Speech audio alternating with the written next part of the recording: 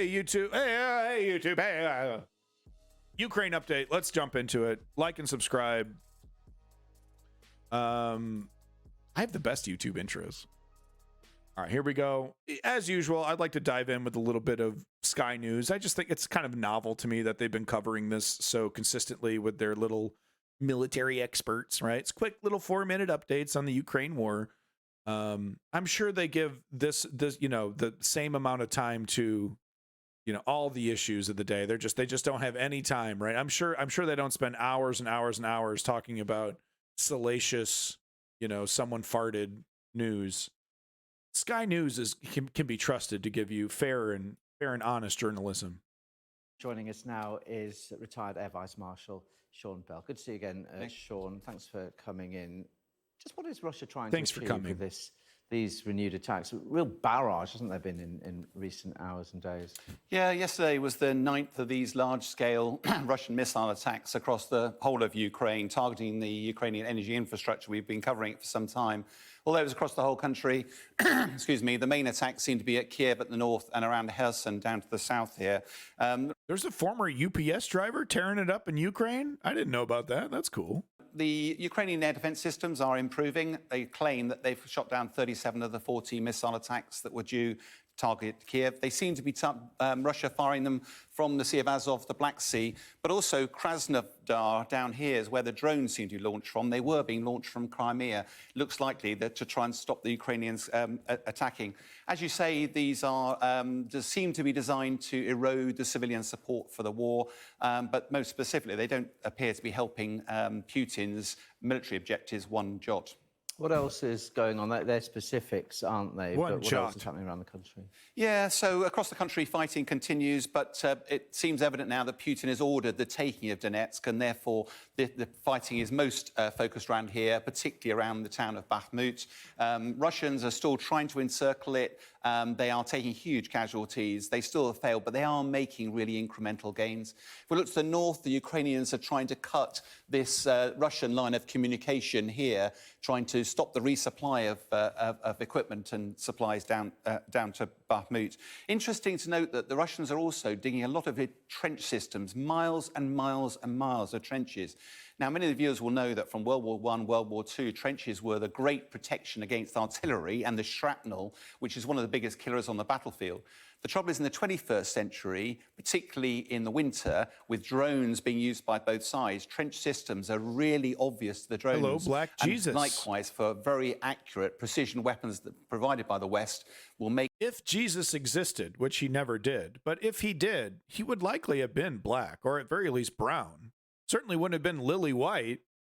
The Russian forces in those trenches very vulnerable. Yeah, interesting. How credible is a potential attack on Kiev? Yeah, I mean, it was an interesting piece, wasn't it, listening to the military commanders. Part of the military role is to constantly review military options and to look at what's the worst-case scenario. Congratulations to me. You're not going to find any religious love. I am abandoned nihilism, and I have a hatred for religion, and I don't believe Jesus Christ existed. But if he did exist, yeah, he's not going to be some white dude. Okay, he's not going to be some white guy. No wonder they put him up on the fucking cross, dude. He's like a white guy, and everyone else is like brown or black because they're closer to the equator, dude. Yeah, no, there's a few quote unquote historians that mention a person with the title of Christos. But yeah, there were actually several well-known, well-documented historians that should have existed around Jesus Christ's era and time, and there's no mention of this guy just coming out of the fucking blue, healing the sick, feeding the poor, resurrecting himself, dying on the cross. No, there's none of that. So yeah, there's kind of a gap there. Maybe he used his magic Jesus powers to, erase everyone's memory of him. No, he was a chalky white Caucasian with big blue eyes and hippie hair, guys. I gave you wine and this is what you say? You ain't great. You ain't great. And work out what mitigations you'd have. Kyiv is undoubtedly the centre of gravity for Ukraine. In other words, it's the source of power for Zelensky and therefore will be a target for Russia regardless. But there's lots of factors as to whether Russia could actually take Kiev. One of them is geographic. Russia's quite some way away from Kiev. If you're going to mount this, you'd mount it out of Belarus at the top there. It's pretty clear Lukashenko is a natural political ally of Putin, but the Belarusian people and the military have made very clear they do not want to get involved in this war at all. Interestingly, Putin and Lukashenko are due to meet in 2 days' time. No doubt pressure will increase on Lukashenko. In terms of other equipment, though... I want Russia to try another invasion of Kyiv. Do it. Do it. Get another country roped into an invasion of Kyiv. Try it again. Give it another shot. Hey, your best and brightest and most well-equipped troops couldn't do it. Couldn't do it. But you know what? A ragtag group of underfunded, underfed, undersupplied, undermoraled, those guys are going to be able to take it all the way. Go for it, Putin. You can do it. I tell you what, that Putin is quite an optimist. He really is, man. He's listening to some Tiny Tim. He's like, we're going to do it this time, baby. We're going to take it all the way. Belarus has been providing tanks and other military equipment to Russia. What Russia will also need, though, is people. We've been covering this, but 300,000 mobilised, 150,000 of those have already been put into the fight. 150,000, the other remaining 150,000, their training should be complete early in the new year. And therefore they could be... 300,000 people for another attack on Kyiv? Where are they coming from? I thought the conscription was over with. Did he just say that conscription was over with and then didn't slow it down at all? Is that what happened? Putin should ride into Kyiv on his horse shirtless. Let him do it. Let him do it, man.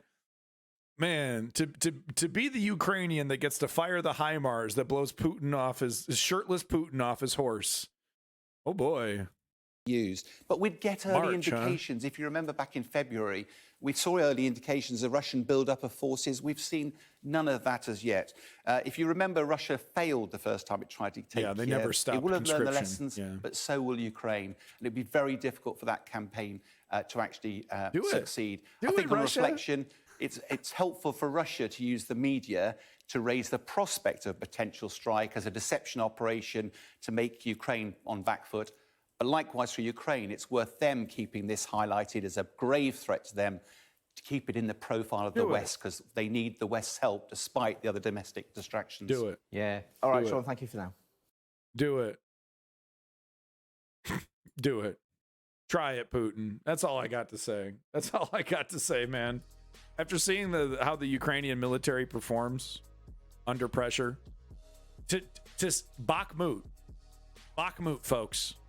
Bakhmut says it all. Try and take Kyiv. You can't even take Bakhmut. Try to do it. Do it. Just do it. Just do it. Finish it up. Let's go. Come on, big boy. Live from Kyiv here warns of prolonged power outages as Russian missiles batter the energy grid. I would like to note that militarily as a strategy, this has never worked, terrorizing the population in an attempt to change the frontline reality of the fight, right? So instead of spending your resources attacking the army that you're fighting with, spend those resources attacking the civilian population in the hopes that it will demoralize the civilian population and demoralize the guys on the front line. I don't want to fight anymore. You blew up my grandma. I'm just so depressed. Would you believe that it actually has the opposite effect? That the Ukrainian soldiers have been fighting harder and harder, knowing that every city they liberate, they're going to be uncovering mass graves and torture sites. It's good to note that confirmed a torture site designed for children was discovered. We'd need to know more about what's happening, but it does appear that they some site somewhere was used to corral children and yes, torture them. That really gets to the Ukrainian soldiers. It really makes them sad and depressed, and they just can't get up and they just can't get around to do their job when they hear that news. They just get so sad in the saddy pants that they don't want to fight anymore. That's the theory. Doesn't sound when I put it that way, it doesn't really sound very effective as a strategy, does it? Because it isn't, and it's never actually worked. It's not that Putin's not a smart man. He didn't come up with this on his own. Okay, neither did his advisors. This is actually it's actually the sign of a failing empire, of a failing a political structure when it's resorting to such barbarism in an attempt to win what is obviously an unwinnable conflict.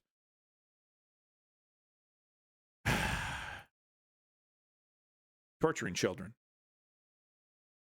Torturing them. Raping them wasn't enough. What the fuck's a kid gonna tell you? What? What is the kid got some Blues Clues? He's not giving up?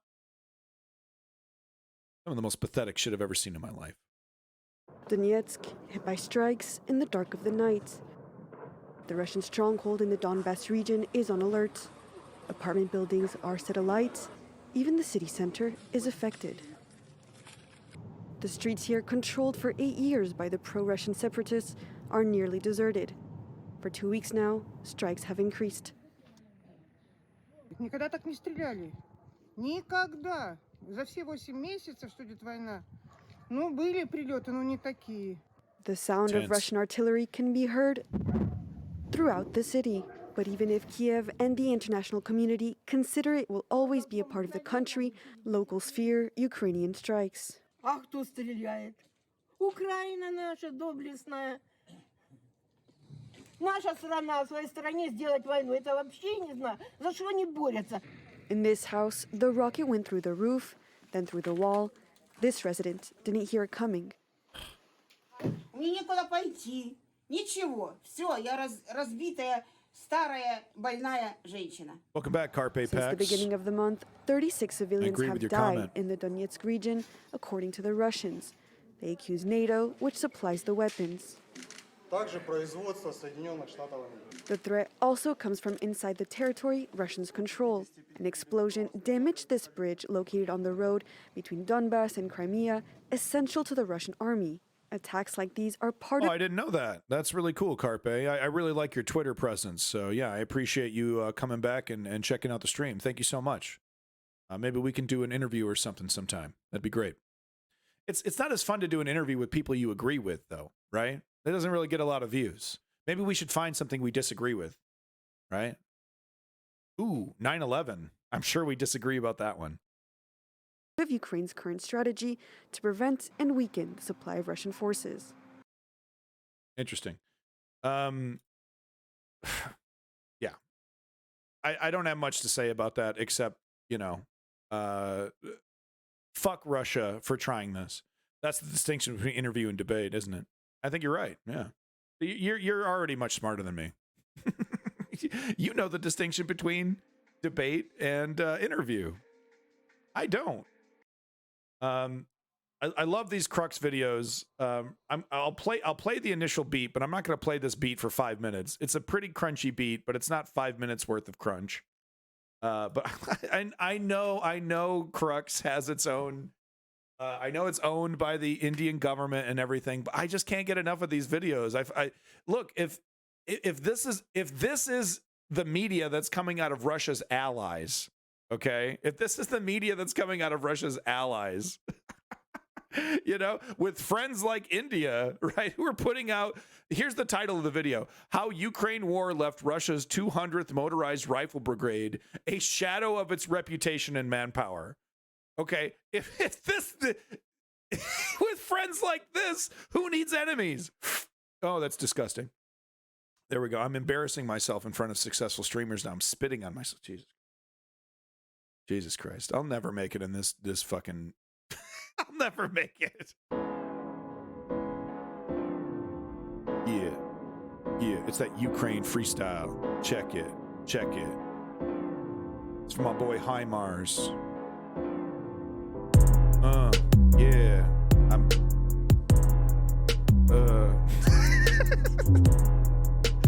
I'm not going to embarrass myself further. Ding ding. It's a pretty good beat, right? Honest reporting is so disloyal. It can be. I mean, the fact is that everyone has their biases, so you just got to report on everything. and then figure out where the truth is, right? You just gotta. That's the only. Oh, here on the stream we call it the news bukkake. Crux is private owned. We did some research and found out that it's likely funded by the Indian government. In fact, I think that's what YouTube tells us right here, doesn't it? No, it doesn't do that? Okay. I thought we figured out that it was funded by the Indian government.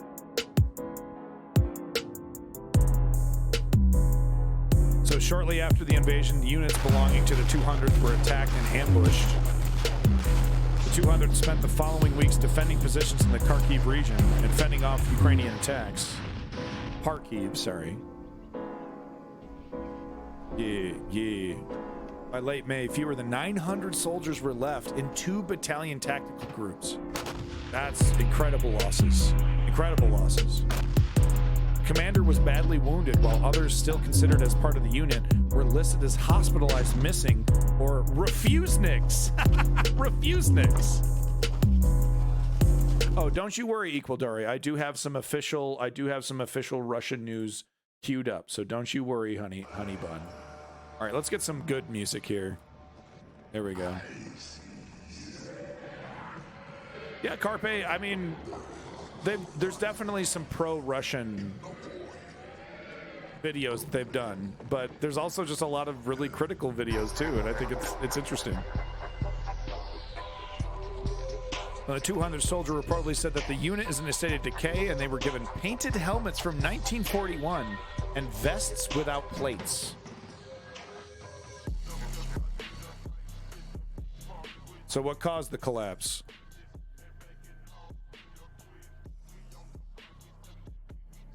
Endemic corruption and strategic miscalculations. Pretty common for the Russian military. Kremlin's failure to grasp the true capabilities of its own military. Yeah, because there's a bunch of yes men blowing smoke up his ass. They never thought they were going back to war. They never thought that this shit was going to get real.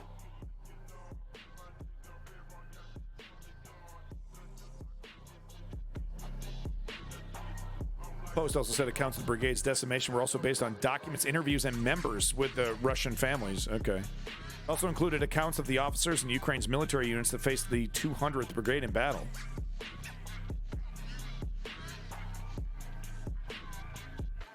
Barely at 60% strength, being forced to rely on reinforcements that aren't near enough. You have guys who are refusing to fight, guys who are missing. It all tells us that that for Russia, the war has gone terribly wrong. Most of the unit's potent weapons, including mobile rocket launchers and tanks, were either reportedly destroyed or captured. Jesus Christ, this is pathetic. The unit also said to have been low on food and fuel after consuming or selling critical stores in the weeks leading up to the invasion. So the corruption was happening right up until the point of invasion. They were selling off important supplies. The 200th is part of the interlocking system of defenses for Russian Northern Fleet, and it's something. It reportedly gets special gear and training from Arctic conditions and is often first in line of Russia's most advanced equipment. It does sound kind of similar to the 90s, doesn't it? With Afghanistan? Is that what you mean?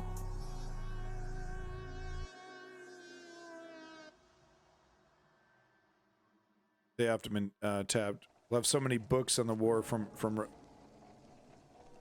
the war also from Russia's side. Yeah, it'd be interesting to hear both perspectives after everything's said and done. Most people didn't know the invasion was going to happen. Even the Russian soldiers and commanders. I mean, a lot of the guys thought they were in a training exercise. No, you're in an invasion, buddy. First force pushing west of Melitopol and we're strapped for food and water. Oh, the state of assets being sold off. I see. Oh, yeah.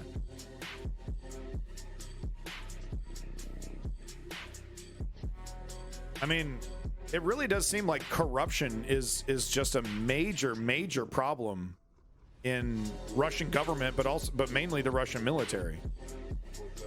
What's the latest? Ukraine kicking ass.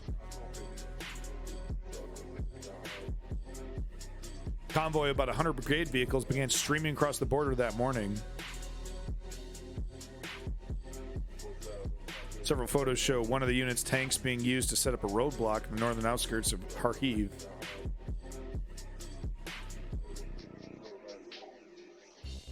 There's not only the high-profile band of Russian soldiers to have faced problems in the depletion amongst the ranks. I mean, these are supposed to be elite battalions. These are supposed to be the best of the best. It's a civil war between a nation and its former states. Civil war, if it is a civil war, it's one of their creation. No one wants this. No one fucking wants this.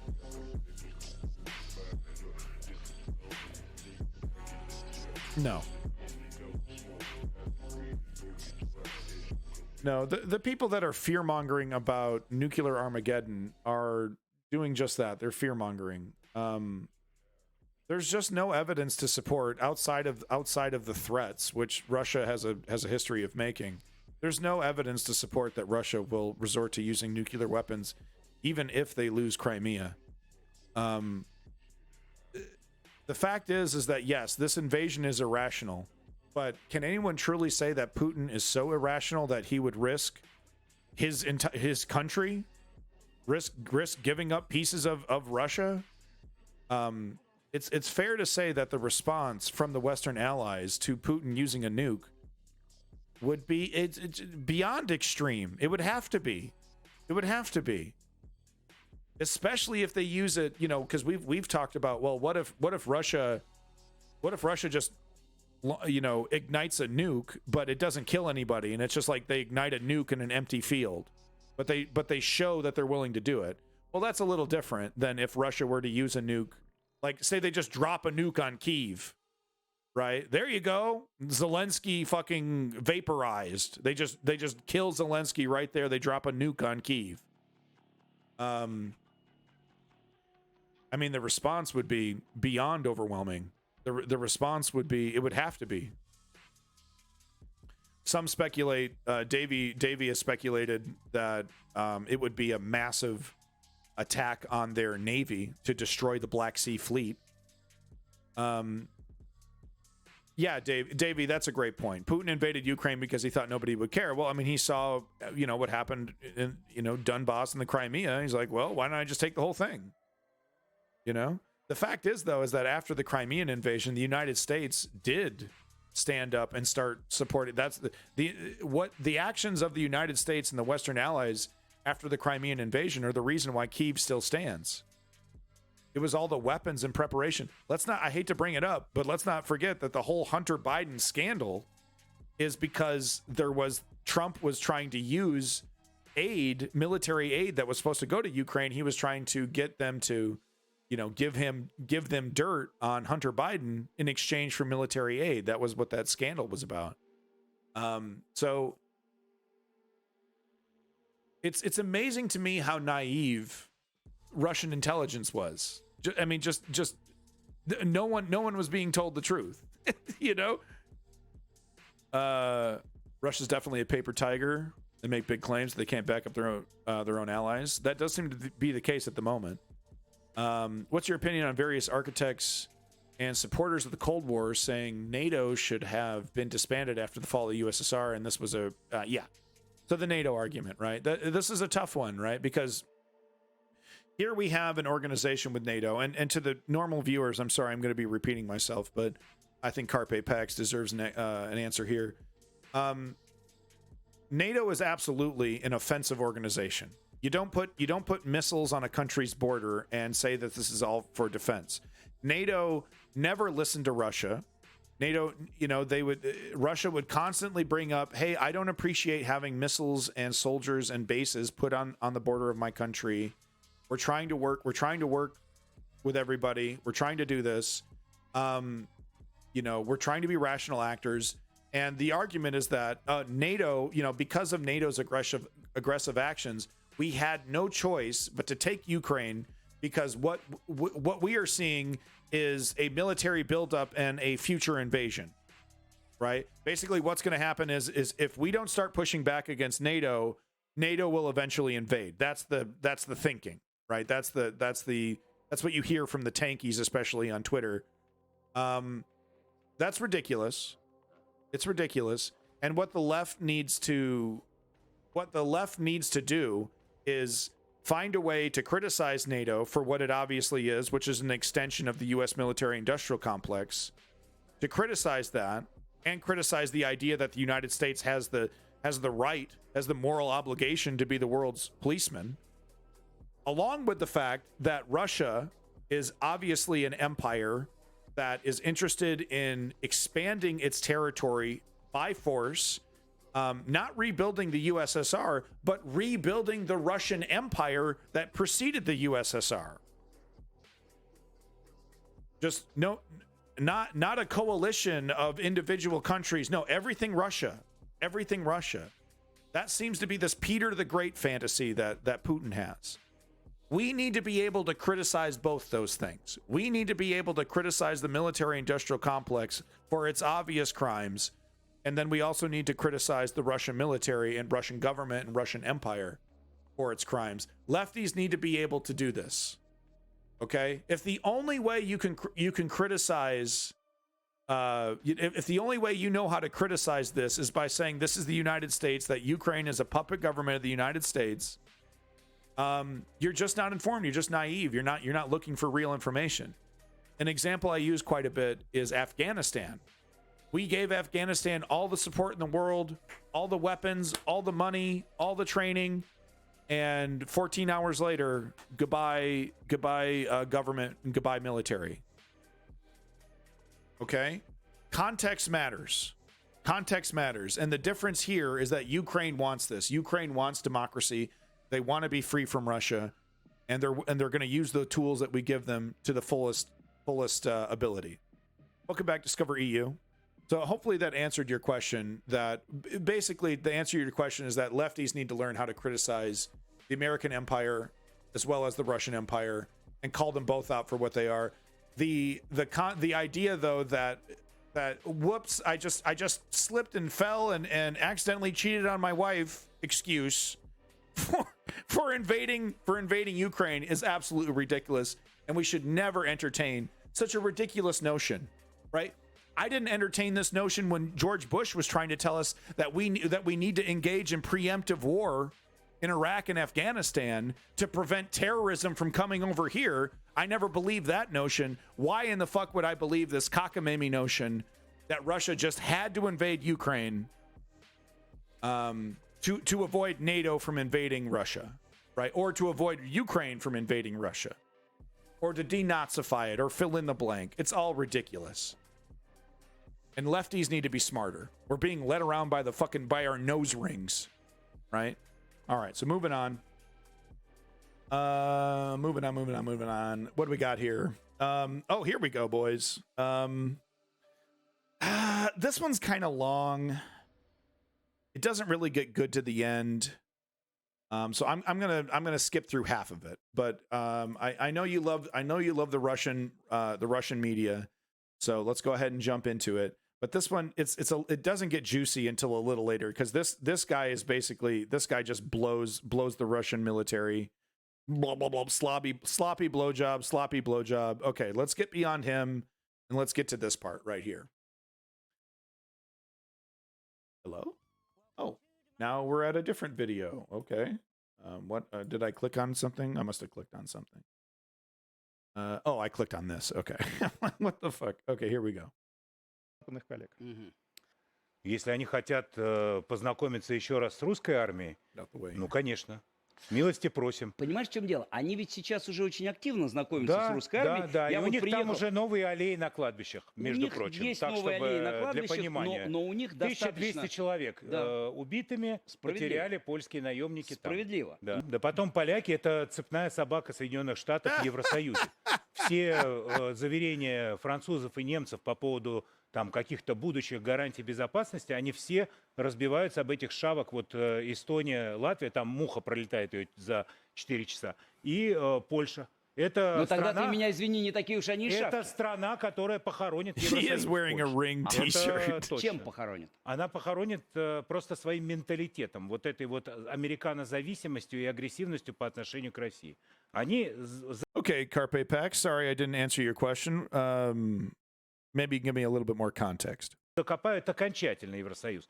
Поэтому нам не надо сейчас рассуждать о вот этих деятелях прошлого, о Макронах каких-то. Это вообще не пойми кто, мы с ними в любом случае дело иметь не будем. Так. Надо думать о том, кто придет к власти в Евросоюзе через там 5-7 лет. Вот это интересный вопрос. А люди типа Меркель, Макрона, почему все время мусолим прошлое? Они все будут на свалке истории находиться. В силу своей hand политики wave away, дальновидной yeah. по отношению к Украине. Я не столько мусолю прошлое, сколько, честно говоря, пытаюсь как бы разобраться в настоящем. И ты так, я понимаю, что ну как бы в России 5-7 лет это вообще как бы не срок при нашей... Да, перед нами вечность. Перед О чем нами ты вечность, говоришь? понятно. Конечно. Но тем не менее эти 5-7 лет что-то будет происходить, понимаешь? Давай так вот опять Не, серьезно. но мне все равно, что будет происходить с Макроном. Мне важно, чтобы мы взяли Одессу, Киев, Днепр, Полтаву, Сумы, Да. Харьков. Вот это мне важно. А Макрон, Меркель, поляки, To denazify it, right? That's why they wanna take it. Ну, давай не так. важны мне они вообще. Правда, они понимаешь? тебе не важны. Да. Ну давай вот так Чё вот о них опять говорить? серьезно. Петр Алексеевич, о них Да. говорить я тебе скажу почему. Потому Почему? что то, с какой степенью вероятности и в какой временной перспективе и какой ценой мы возьмем Николаев, Одессу, кстати, теперь еще раз Херсон на этом пути нужно будет взять. Не, мы его с севера Да, возьмем. вы его с Только севера никому возьмете, не ну говори. отлично, Don't ладно, никому tell не скажем, anyone. с севера вы возьмете. Вот, то есть то, насколько мы его быстро, эффективно и какими потерями возьмем, во многом зависит от того, попадут туда леопарды немецкие или не попадут. Да. Попадут туда французские гаубицы или не попадут. Ну, Попадет туда их ПВО или не Артем, попадет. исходи из того, что уже попали все. У нас производятся Just assume прекрасные they're already ракеты. there. Мы сожжем напалмом всю эту европейских гуманистов Yeah, just вместе с assume Украиной we're already начинаем, winning. на территории спрашивают Украины. меня мои друзья с Мы не фронта, чё начинаем, потому что нам начинаем? гражданских жалко. Понимаешь? А они тогда Computer, куда what's a денутся через computer 5 troop? лет, эти Их гражданские? поляки заместят там. Они ж туда хотят прийти. Вот сейчас остановите все. He's Остановите. completely delusional. Начните вот эти переговоры, равные признанию поражений. He is right Начните. about this, though. Есть только один способ переговоров. Это That if Russia were to capitulate at all, it would be seen as a loss, as Ukraine winning. Because the idea is that Russia is so powerful, so overwhelmingly powerful that they could do this with ease, right? But if Russia has to back down and then give concessions and capitulate, that's it. капитуляция. Вот и все. Либо капитуляция перед Россией, либо, извините, капитуляция России. А все остальное достигается иначе. На Западе возникло такое легкое беспокойство по поводу того, что нет как-то вот этой победы. Ведь когда вы цитируете Клименко, который говорит, что на Донбассе главная проблема – это люди, Да. вот в чем разница между нами и ими глобально? Ведь не только в качестве волонтеров. Мы говорим, что в Не сегодняшнем только Украине Олесе главное это не Зайцевой. люди. Разница в том, что они хотят, чтобы Донбасс был их, но они никогда туда больше не вернутся. А мы точно знаем, что мы заберем всю Украину. И для нас люди не проблема. Давай будем вот честными и справедливыми к себе. Мы, во-первых, долго шутили про украинскую армию, и как-то теперь многим не до шуток. Мы шутили про американское оружие, скажу тебе, ну, как бы после достаточно близкого знакомства с Хаймерсами и со 155-ми снарядами. Yeah, I'm not interested in giving time to an edgelord who considers himself some kind of cyber trooper for Russia. Yeah, we're not doing that. Goodbye. Carpe Pax, could you just give me a little context on what your question was? I feel bad for not answering it correctly. Sorry. Ну, как бы не очень смешно, видя, как они разбирают достаточно точно наши склады с вооружением и наши штабы. Ну, то есть я бы вот чуть-чуть, я понимаю, это очень важный как бы тональность, что типа всех мы намотаем на одно место. Мы как бы намотаем. Yeah, and this Babadi guy, you seem like a really bad actor, man. What are you trying to do? What are you trying to gaslight us on here, man? Of course, Ukraine's an important fucking thing to talk about. It's a ground war between legitimate militaries. I just don't see what even the news is about. You know what it is? It's probably the American media's blah, blah, blah, blah, propaganda. It's bigger than it should be. I don't know. Hand wave away. It's a pretty big deal to Ukrainians, I would say. Yeah, buddy. Okay, I've given you enough time. Enjoy your time out. Bad actors, man. Bad actors, gaslighting, trying to be clever, trying to be fucking smart, thinking they're winning some kind of information war. Okay, I'm one of the most nuanced commentators on Twitch when it comes to criticizing the United States empire and the Ukrainian army and the Russian military. Okay. So I don't need no guff from some motherfucker that's like, what about the US? What about the crimes of the US? Every fucking time something is brought up. Every fucking time something's brought up. Oh, well, what about NATO? What about the crimes of this? What about the crimes of that? What about? What about my nuts, bitch?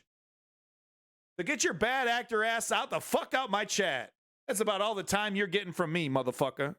And welcome from Ukraine, Jod. Но вот как бы мотается оно все не так быстро, как хотелось. Боятся Латвию и Эстонию, сколько бы у них не было Харрисов, Артем, это смешно. Бояться вообще никого не надо. Ну вот и все, я про это и говорю. Вопрос в трезвой оценке ситуации. Exactly. You're taking food out of woke patriots' mouth.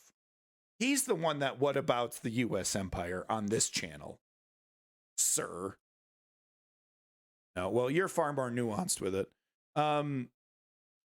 Another one from Russian media here. Well-known Russian actor Dmitry Petsov made a statement on Russian TV that the main quality of Russian people is dying in large numbers. Okay. So, it did look like a ring shirt. Imagine 104 million of these guys living behind the wall from you and saying all these things 24/7 for many years.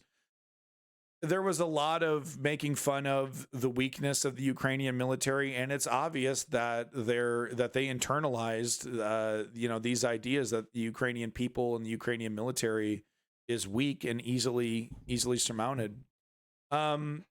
So this is just more evidence. I've brought this up several times on the stream before, but this is just more evidence to it.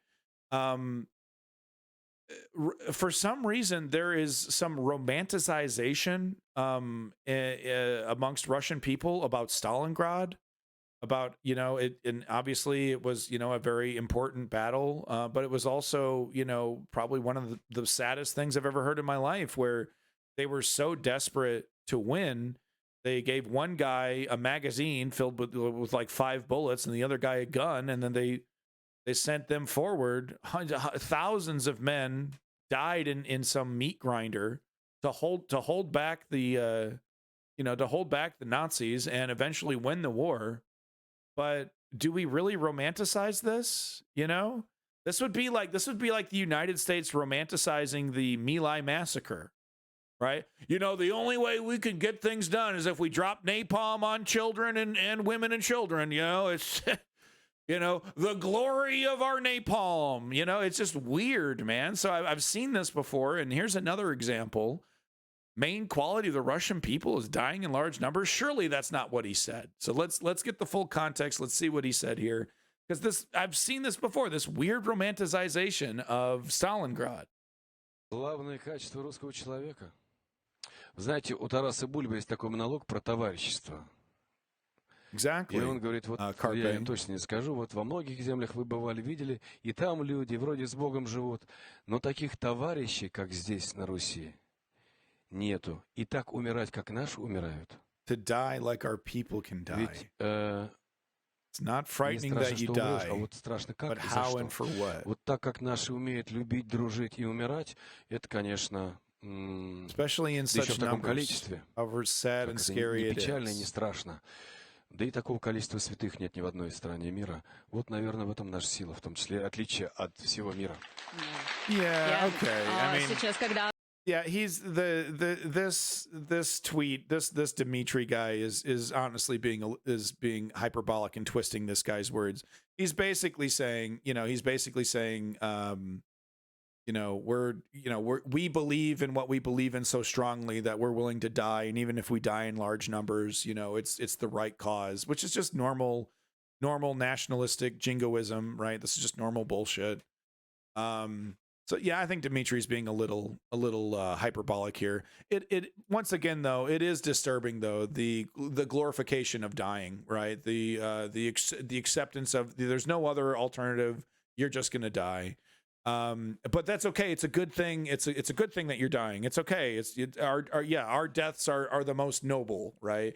It's still pretty macabre. Jod saying, man, you can't even imagine how many bots they got just to make other opinions drown in the flood of propaganda. Well, I mean, we see it for every person like you, Jod. There's like literally 5 bad actors. Like they don't go away.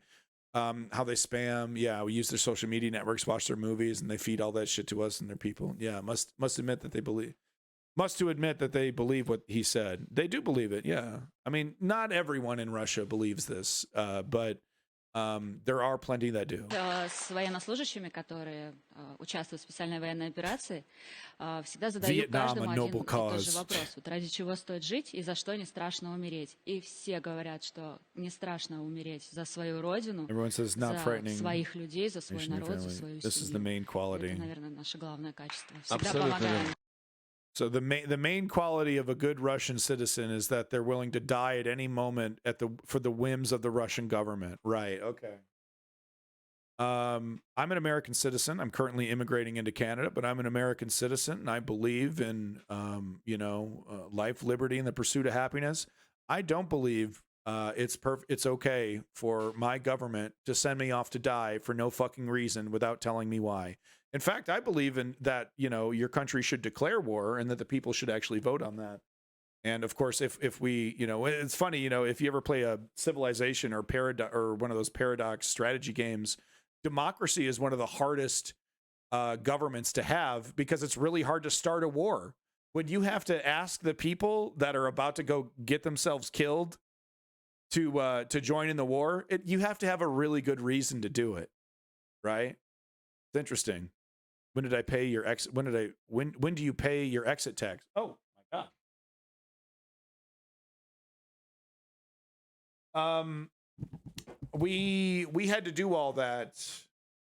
I think we did all that. I don't know. I hired a lawyer to do it, so I don't know. Whatever fines and fees we had to pay. We might have to pay more fines and fees though once we actually become citizens. Hey, thank you for that follow, John. Appreciate that. Thank you. Damn, Lenny was almost drafted. Fuck, man. Did you burn your draft card? That's so badass. Depressed Gherkin declares strategic defeat as the war with Ukraine is nowhere near its end after almost 10 months of fighting. Oh, poor guy. Poor guy. He just needs a hug. Poor fella. Длительная, еще раз повторю свой тезис, длительная вялотекущая война, тем более, что она не вялотекущая. Это именно то, что необходимо уважаемым западным партнерам, в первую очередь Соединенным Штатам. Именно на эту войну сделана ставка, на длительную внутрироссийскую мясорубку, как ее называют теперь российско-украинской войной. Oh, that part. И с последующим нарушением политического режима и, соответственно, вслед за тем государства Российской Федерации. Все. Для того, чтобы в будущем проводить стратегические наступательные операции решающего значения, их надо готовить, начинать уже сейчас.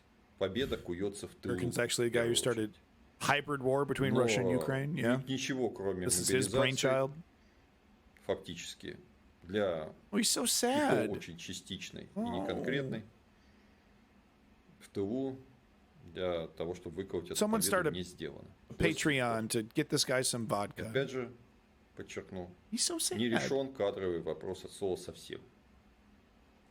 Если бы Красная Армия в 1942-43 году воевала с теми начальниками, продолжала воевать, в основном с теми начальниками, с которыми она начинала 1941 год, то, наверное, к 1943 году РКК встретили бы немцев за Уралом. Вероятнее всего, так бы и было. Вот у нас примерно такая же картина наблюдается. Прошло 10 месяцев войны, скоро 10 месяцев исполнится. Понесены тяжелейшие поражения стратегического характера. Потому что сама атака и то, что Украина не разгромлена за это время, даже и близко не he doesn't believe Putin. They got to go harder. So this guy will drop a nuke. Вообще никто. И никак. Ну, кроме I am worried about that, about Putin getting replaced by somebody even more hardline. Они-то не сильно ответили, мягко говоря. He's so sad. Poor guy. Well, that is really troubling to hear, though. According to Davey, this guy is a fairly prominent person in Russia. He believes the only way the war will be done will be by a regime change. He doesn't believe Putin to be strong enough. Hey, Armatu.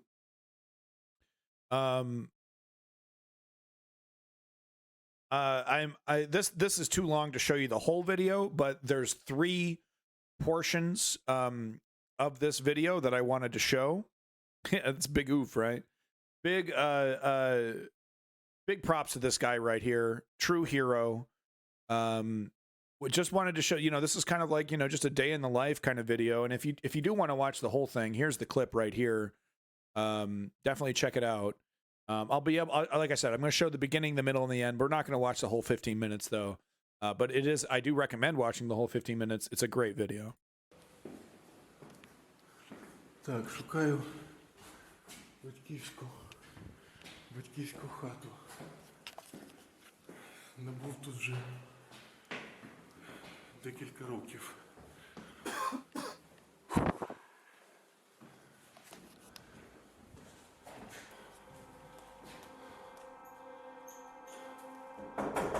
Hey, Arma, I appreciate it. Thank you so much.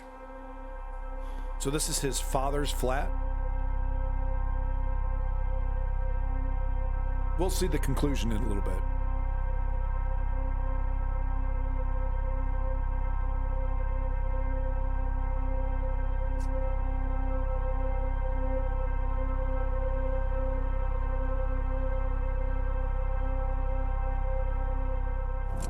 Amazing. 12 ноября. Мы в 50 километрах от Херсона.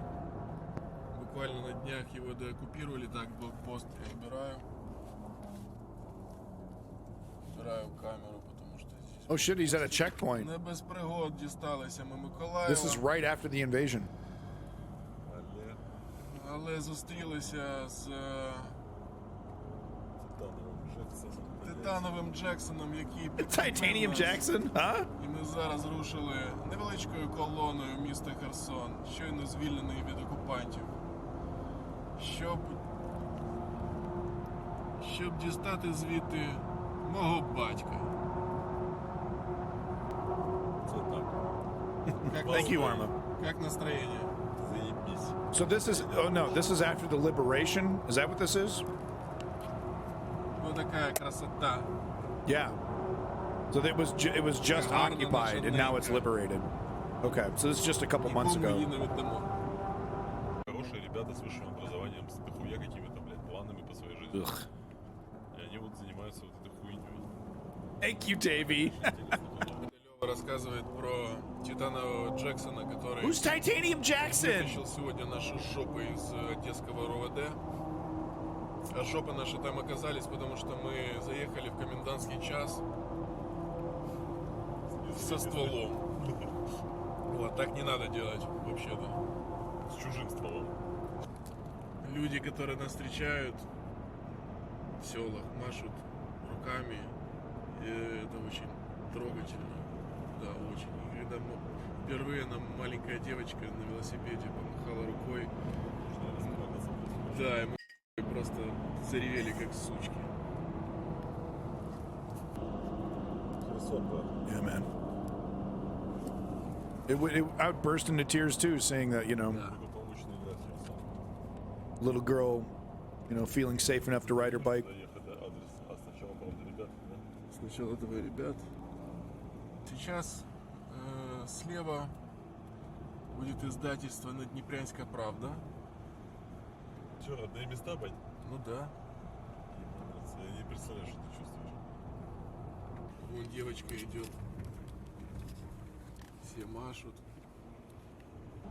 Моргают фарами, сигналят, машут. Yeah, so this is right after the liberation. You got the Russian propaganda still on the fucking billboards. All right. Cows graze in the city. Oh my God.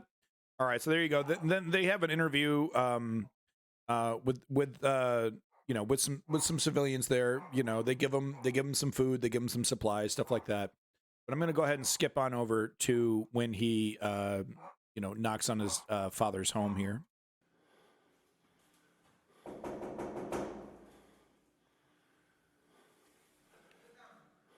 Открывайте свои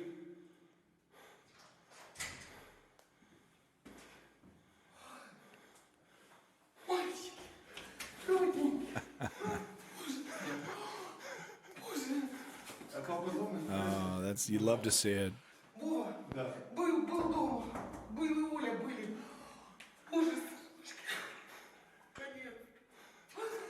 Боже, нахуй тебя. Yeah. She was just liberated from Russia.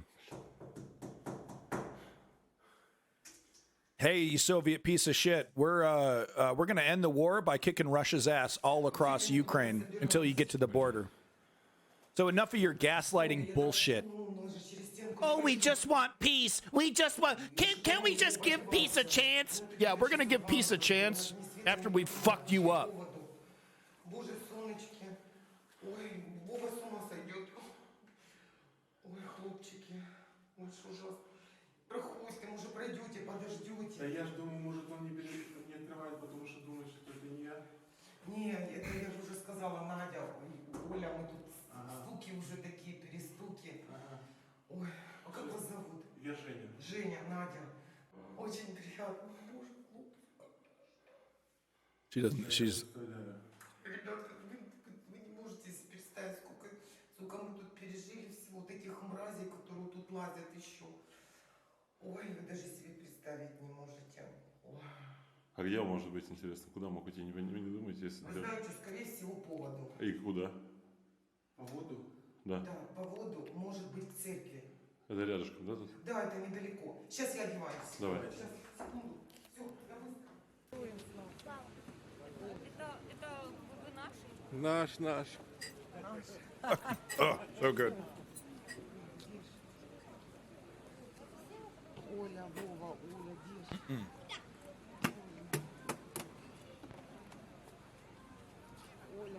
All right, so there you go. Dad wasn't home. Does a little interview here. Then finally, you know, more people on the street, more cool stuff there. Then he actually does get to meet his father.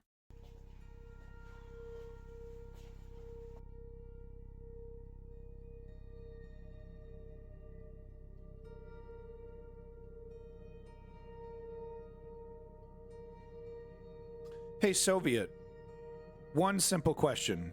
Yeah, it should just end. Yeah, it should just end. Yeah. Russia should get to keep what it wants, right? But it should just end. Oh, here's the question, Soviet. And if you don't answer this question, I will ban you. Oh, yeah, by peaceful me, I'm sure. Is the war in Ukraine justified, Soviet? Is the war in Ukraine justified?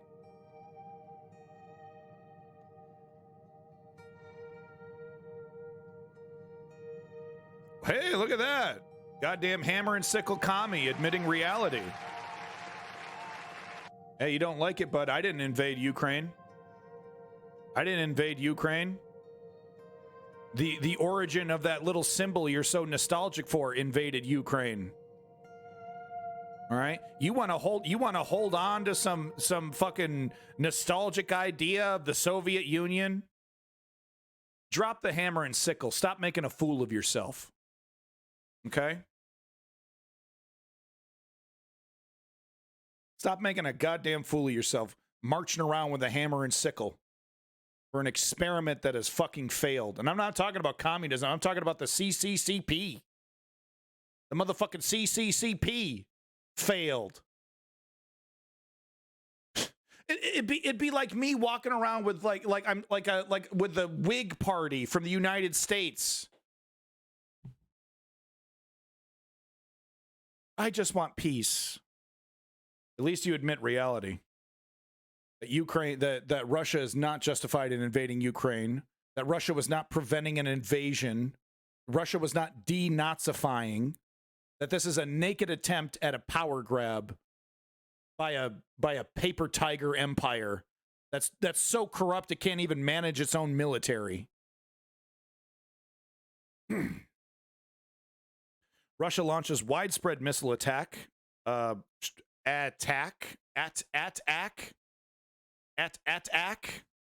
tripping? Why is this like this? From Al Jazeera, Russia launches widespread missile attack on Ukraine. Russia's not an empire? Okay, look, don't piss me off, okay? Don't piss me off. Russia's not an empire. Okay, bud. The United States is an empire. China is an empire. Russia is an empire. What are we talking about? This news hour with breaking news from Ukraine. At least 5 cities, including its capital Kiev, have been hit by as many as 60 missiles launched by Russia. People in parts of Kiev are being urged to take shelter after this. Oh, Davey, yeah, maybe that's the case, yeah. The city was shaken by 3 blasts. Ukrainian officials say Russia's military has targeted critical facilities in Kharkiv, Kryvyi Rih and Zaporizhia. Deaths are being reported in regions including Dnipro and Luhansk. Well, Rory Challens is live for us in Kyiv, and can you just run us through where some of these strikes have been and just how significant the damage has been as well? It's been another tense and wearisome day in the campaign that... Hey, by the way, props to everybody that's here sticking around and watching. I do appreciate it. Thank you so much. This one's for you. Thank you so much for being here. Appreciate it. It makes it go along a lot nicer when there's an actual discussion happening in the chat. I do appreciate it. Thank you. Russia is launching against civilian life in Ukraine. Another day where people had to run to the air raid shelters or look to the skies as cruise missiles whistled over their heads. At least 60 were launched by Russia. Now, air defense had significant success in shooting many of those down, but air defense is not infallible, particularly when there are so many missiles launched. So here's the damage as we understand it so far. Kharkiv, a big city, completely without power that we know of. In Kryvyi Rih, a central city, 2 people killed, 5 wounded when a residential building was hit there. Odessa in the south, there are power shortages. Here in Kyiv, the capital, as you can see, the low cloud cover meant that when I was looking around earlier trying to spot either the trails of air defense or plumes of smoke on the horizon of successful strikes, I couldn't. All I could hear was the boom, boom, boom reverberating around the city as they tried to shoot the missiles down. Quite eerie, I have to say. Now, we know that there were some successful strikes.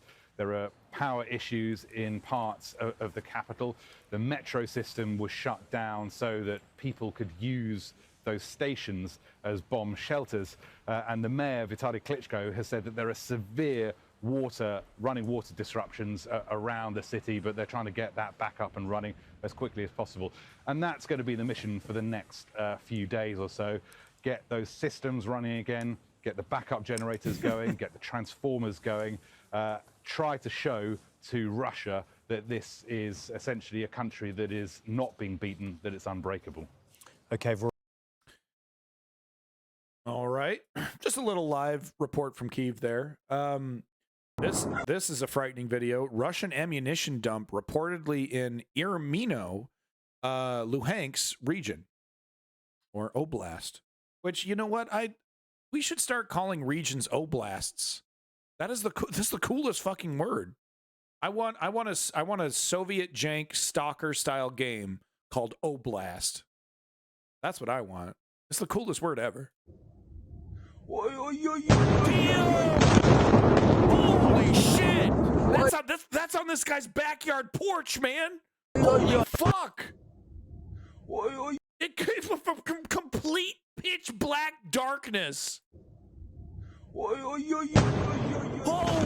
fuck!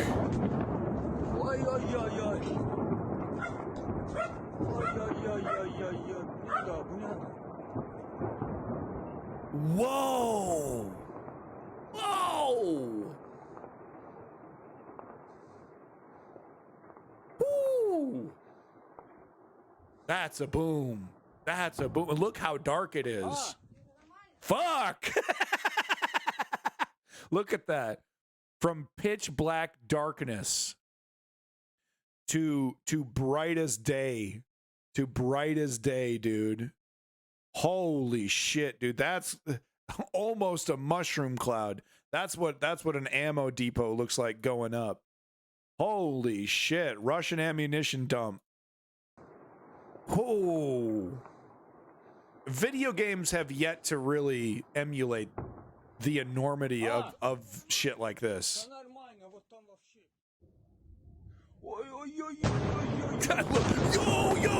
Yo! Holy shit! Fucking Armageddon. How close is this guy to this explosion? 2 miles away? It looks really close to him. It looks really close. And he knew it was getting attacked. Because he had his camera out. He was ready for it. Oh, you.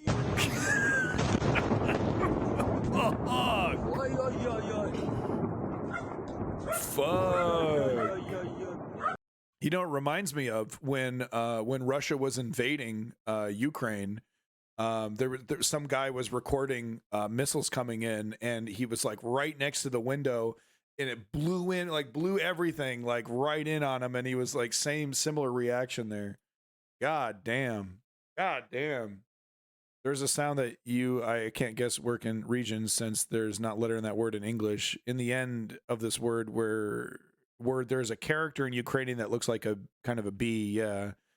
And it makes the last character T more soft, like T and T, but cut EA. Oh, okay, but like E, okay. Not like a T, more like an Yeah, no, thank you, Jod. I appreciate that. I love having people from Ukraine in the chat. I think it's amazing. And, you know, glory to the Ukrainian democracy, and good on you for defending democracy, which is why I fully support Ukraine, because I believe in democracy. I believe in the power of democracy. I believe that democracy is the solution for humanity. And I love to see the desire, the want, the drive for democracy in Ukraine, to be separated from the Russian Empire and to stand strong on your own. I respect that greatly. So here we have an intercepted phone call. Grain of salt, disclaimer, grain of salt. These can easily be faked, and there's millions of Ukrainian citizens that are fully fluent in Russia. These can easily be faked. With that said, with the amount of them that we have received and seen, it is highly unlikely that every single one of these is fake. And I have yet to really hear one that is like convincingly fake. You know what I mean? Of course, I don't speak Ukrainian or Russian, but you can still kind of, I don't know, there's something about it, right? Your BS meter will go off a little bit, but, you know, okay, after you said it, you're going to say it like it's not T, but you can use Google Translator to hear it. Okay, Jode, thank you. No, you're okay. You're okay, bud. We got to keep rolling. So let's hear this intercepted phone call from a Russian soldier who said, we have to shoot everyone who runs away. So, hey, I have one of those. Hey, look at that. He's got a BS meter. Man, you guys have the coolest icons. It sucks that I'll never be partnered and I'll never get these custom icons. But it's a small price to pay for my independence from Jeff Bezos. So anyway, if you don't know what the hell's going on, Russia basically sets up 3 lines of defense. They have the front line, they have a middle line, and then they have a third line. The third line is where all the command and control stuff happens.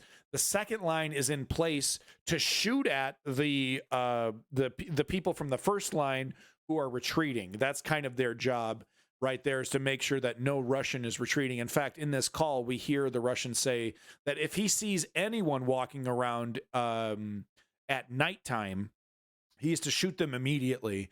And there's no exemption. Apparently, people are escaping in the morning during the day. That is the best time to get away from the Russian military without having to worry about your own troops killing you. Retreat forces. And so according to the intercepted phone call... Yeah, exactly, Lenny. You can hear the emotion in the voice even though you don't understand the language. You can, right? You're like I said, your BS meter kind of goes off. Right now, every Russian soldier is in these forces. Just listen to it. Алло, да. Listen to that.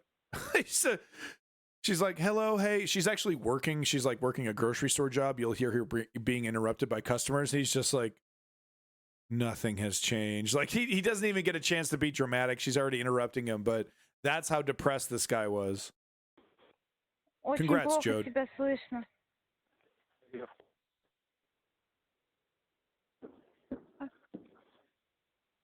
Алло. Да. Что у вас Как у там? тебя дела? У нас все нормально. Вот я на работе. У тебя как дела? Алло. А? Да. Все слышу. Че, короче, ребята звонили, вот этот ваш комитет конченый. Нас, говорит, в Украине нету. Представляешь? Мы на обучении. Ну, блин, мы знаем. Мы уже во все инстанции писали. Всем вообще все равно. Трупов вы тоже не дождались, и их вряд ли пришлют в ближайшее время. Литр молока? Talking about the dead soldiers. Чего не пришлют? Мертвых. А их полно, и лебедянки. The dead are just piling up. There are some rumors about mobile crematoriums. So if there are mobile, we've heard these rumors from the very start of the war, and the speculation is not that they're using these mobile crematoriums to destroy Ukrainian bodies. They're using it to destroy Russian bodies. I guess in a way to hide the losses, maybe. Обалдеть. И что, вас там She's very оставят? casual, yeah. Вас там оставят? Никуда нет. Может, в части. У вас там не меняют ничего? Ничего, нас сейчас отодвинули на вторую линию. Где-то впереди стреляют, а мы сзади тут пока в окопах. Жрем, спим. Но А Игорек звонил, говорил, там у вас кушать нечего. Нечего, согласен. Вообще нет еды. У кого денег нет, тот, блядь, пшеницу с поля жрет проросшую. Sprouted wheat in the field. А вас возят, что ли, покупать? Ну да, нас в город возят за водой. И кто посмышленнее в магазин попадает. А ты в это число входишь? Конечно. У нас He's got some ramen молоко noodles. пьем иногда. Yeah. So he doesn't have MREs or food from his government from his government that he's fighting and dying for. So they don't have any food for him. So he's got to go into the Ukrainian town that he's conquered, and they're buying this with money. By the way, I'm shocked that they're using money and they're not just stealing, but they probably are buying stuff so that they don't raise attention.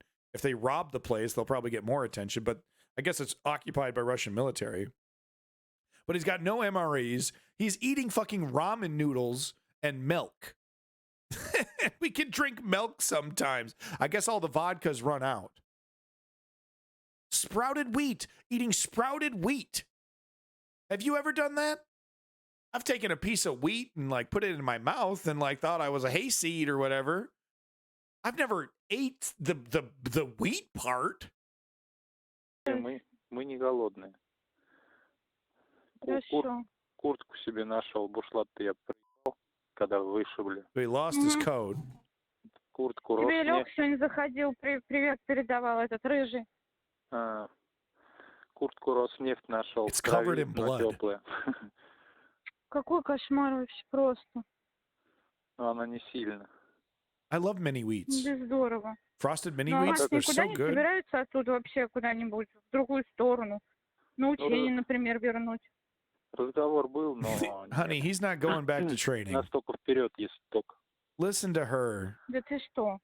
И у нас зэков привезли. She really does have no idea what's happening. Их куда-то завели вперед. А мы сидим, как заградотряд. Если кто назад побежит... Anti-retreat forces. If someone goes back, we'll shoot them. Какой-то кошмар. А у нас так поставлено. То есть мы сидим вторые, охраняем первых. Сзади нас еще линия, туда тоже не вернешься. То есть убежать нереально, свои пристрелят. Но днем можно еще, а ночью точно. Quite a military никто there. не будет. You know, even during the height of Vietnam and Iraq and Afghanistan, the United States never had to resort to telling their troops, turn back or you shoot. Maybe during the height of fragging incidents and morale issues during Vietnam, maybe some of that shit was like, if you run, we'll shoot you in the back. Maybe. But this is literally systemic. This is literally, no, the only way we can have any kind of functioning military is if we stick a gun at their back and say, you either do this or you die. And we've built that into our strategy. We've built that into our military, that, you know, you can expect to be shot by your own countrymen if you don't go forward with this illegal invasion that's going nowhere and providing nothing to nobody. Amazing. Если кто-то идет, его надо замочить. Понятно. I got it. Ну, по сравнению с тем, что было, мы сейчас вообще отдыхаем. Здравствуйте. Там мы, блядь, кроме минометов мы там ничего не видели. Артиллерии по нам били и били. Ребята даже в людей успели пострелять некоторые. Сейчас, подождите, я пробью. Это ужас какой-то, это просто какой-то кошмар. Ну, да. Ну, а мы тут, мы писали уже всем, я не знаю, звонили тоже всем. Я не знаю уже, что делать. Boy, she just doesn't know where else to write. Тоже ему мама сумку хочет собрать с вещами. Он говорит, куда ее везти? Нас нету. У нас война. Да хоть бы вас вернули бы куда-нибудь в другую сторону. Почему? У нас в военном Почему билете. те на обучение, а вот вы там? Так и мы по информации, мы на обучение. По какой информации? У кого есть такая информация? He's still training. А по факту-то? Ну да. Just more lies. More lies. I don't know. I honestly don't know how they have a single human being fighting for them. I even if you stick a gun in their back, you know, like if they really were to do another big push into Kyiv, would it just be thousands and thousands of men throwing up their arms and just say, "Oh, we're done. This is completely pointless. We're done with this." Like, how would that even work? He's officially still in training. He's not being fed. He's being told that he has to shoot his fellow soldiers if they get too scared. Yes. Well, the fun doesn't stop there, folks. In another intercepted call, same disclaimer, by the way, the Russian mobilized soldier in the Donetsk area is talking to his father, expressing his concern about the intensity of battles. Here we go here. This is just another 3-minute clip, but God, I find these fascinating. Hopefully you find these as interesting as I do. Что в Чечне происходило, там, первый, второй, ну что здесь? Oh wow, so we have a Chechen veteran. Oh my God, he's crying. Давай, нет, только душу себе не рвите, блин. У всех сдают нервы уже 2 дня. My God, he's crying. Да я же понимаешь, я говорю, нисколько за себя не обидно, блин, за свой взвод обидно. У меня уже 3 300. 3.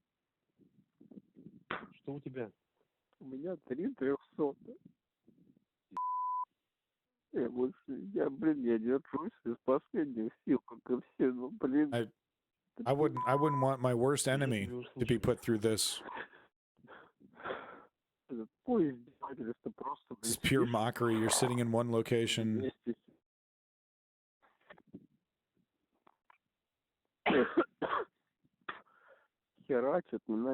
Sheldon mortars. No response from ours. Ours are adjusting fire. Let them wiretap. Ours are fucking us up. They're just killing us. Yeah, you don't have the winning strategy. You don't have the winning equipment. You don't have the training. It's an omni shambles. It's an omni shambles right now for the Russian military. Yeah, even the comms are bad. He's literally, this call is being intercepted. Нет этой нормальной договоренности, блин, чтобы координаты какие-то прислать. Ну, блин, это полный шаг просто, блин.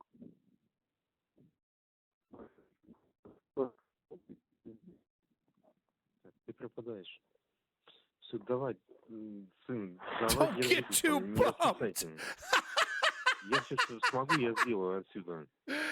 Put on a happy face. Мы же просто блин, это настолько замахало. Ребят, которые, блин, без подготовки, безо всякой. Я понимаю, в Чечне это было, но, блин, мать вашу, вы столько мобилизовали людей, ну неужели нельзя было подготовить? Сколько, блин, спецов сидит в Воронеже, в Питере, в Москве, блин, больше, мать вашу, 100 тысяч, блин. Они все боятся сюда идти, боятся, блин. Мы тут сидим неподготовленные, блин, ну мы уже, конечно, за это время хоть что-то дознаем, блин, ну мы сидим, не вылазя, мать вашу, блин. Да просто. Такие ребята, блин, просто вот молодые, блин, любого возраста, ну твою мать. I mean, tell me if this is fake. You know, if this is fake, then this guy needs to play Zelensky in the fucking Netflix movie. Okay, that was some amazing acting. If this is fake, so there's lots. We get lots of bad actors. Maybe not Mr. Soviet. If a person is willing to admit that the Russian invasion is not justified, I'll stay away from the bad actor label for now. But a lot of bad actors are just going, give peace a chance, give peace a chance, give peace a chance. And here's Zelensky saying, yeah, we can have peace, no problem. Let's just go back to the 1991 borders before you invaded Donbass, before you invaded Crimea, illegally, completely unjustified. There was no separatists in the Donbass. Those were Russian military units that had all the some rebels acquired some Russian tanks. Really? So yeah, here's Zelensky. Yeah, we can have peace. Get the hell out of my country. Get the hell out of my country. Russian oil refinery hit by a huge explosion amid suspected sabotage. We're seeing this all over. And will we ever get the true story? Will we ever get the honest to God truth? I don't think we ever will. In terms of an explanation of why we're seeing ammo depots, fuel depots, just fucking start blowing up.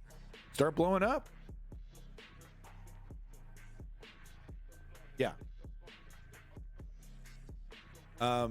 Russia just needs to get the fuck out. Okay, it's embarrassing.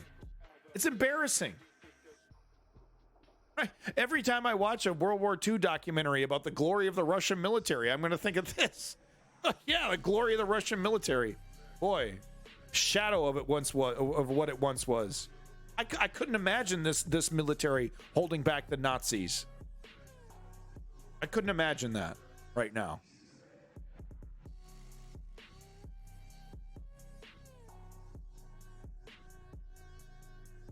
Here we go, right off the top left there.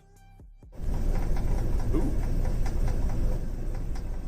Oof.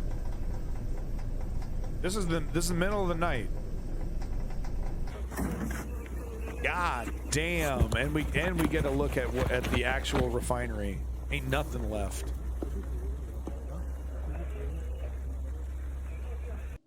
God damn. Oh, we're not over. Okay, we're not done yet. Man, there ain't nothing left.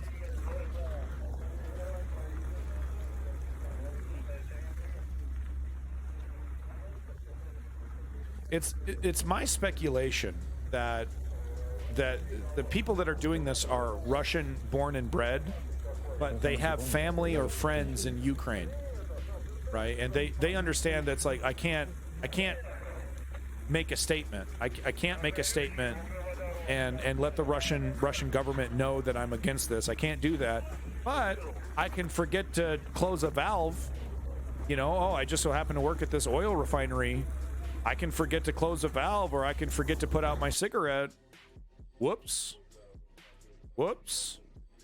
You know, I think that's what's going on. I think it's full on Russian citizens that, you know, because there was such a close relationship with Russia and Ukraine before the war. I think it's people that have friends or family in Ukraine that live in Russia. Explosions heard in Ukrainian capital. Emergency teams deployed. This was 3 days ago, so this is pertaining to the most recent bombing of Kyiv, I believe. Defenses have shot down. Oh. Now, the mayor of Kyiv says the city's air defenses have shot down multiple Russian drones. Officials there say 2 administrative buildings have been damaged. Well, Russia has destroyed much of Ukraine's energy facilities, causing rolling blackouts as winter sets in. Well, for more on this, let's speak to Rory Challant. He joins me now live from Kyiv. Rory, people must be anxious there, hearing all these blasts over the city. Okay, we've actually gotten this report already from him. We've already watched this, so this is just a repeat of what he's already said. We're gonna move on from this one. Sorry, I just don't want to repeat information here. But we've already heard his report from Kyiv, so we're gonna move on. The battle for Bakhmut, Ukrainian city's last residents survive under artillery fire. It is unbelievable to me. It is unbelievable to me. Thank you, Zio. It is truly unbelievable to me that there are people living in Bakhmut. Okay? Living. How? Are you eating missile fragments? You know what I mean? How does one sustain themselves in this it's, you know, how? I just can't believe that there are people still living in Bakhmut.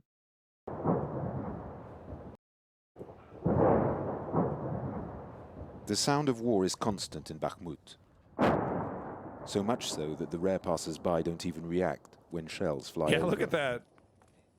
Serhiy comes every day with bones for the dogs. Look at this hero. Fucking hero. Hero. Че, я выехал, я тут приезжаю, работаю. Кормлю собак. Я выехал в Часов Яр. Сюда приезжаю, работаю. У меня 2 дома уже разбомбили, я за Бахмут. This guy is, he fucking runs like a sandwich shop. He's like the last restaurant, like. Serhiy runs the last coffee kiosk still open in the city center. Total badass. Total badass. He's the entire city's, you know, like last bit of normality, and he's holding on like a kidney stone, baby. Fuck, this guy rules.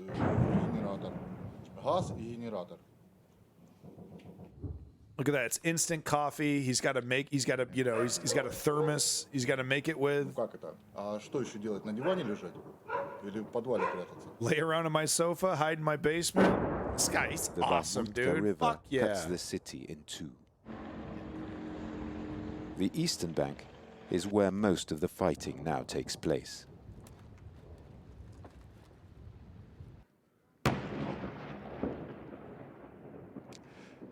This is the eastern part of Bakhmut, the other side of this destroyed bridge.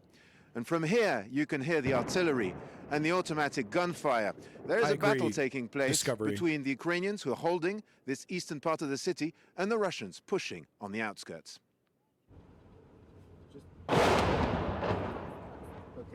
Bakhmut Is this a has horror been movie? hit with artillery for months.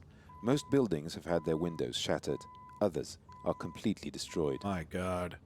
The city's remaining residents must survive with no electricity, no gas, no running water, no heat, and no network. To get by, they meet up here. This humanitarian aid point provides food, coffee, heat, power, and sometimes Wi-Fi. It's always like that. Always crowded like today. There were less people when the ground was frozen. We are human, so we are scared. We have to look after the elderly, because half of them are alone. And they come here, they need help, and we understand their need. If not us, then who? Fuck the Russian government. Over 90% of Bakhmut's residents have fled. The exhaustion of months of violence is clearly visible on the faces of those who chose, who were forced to stay. Thank you for that follow, Sankron. Thank you for that follow. Looks like Davey has a little link here and an update of the battle map. You take a look, but it is good to note that I will be showing video from Dennis, who does a much better job of covering the situation on the ground, the actual map. Close-up map of the approximate situation around the city of Bakhmut. There have been no confirmed changes to control since the last update. This is what months and months and months of effort, thousands of dead Russian soldiers. This is what they've been able to achieve.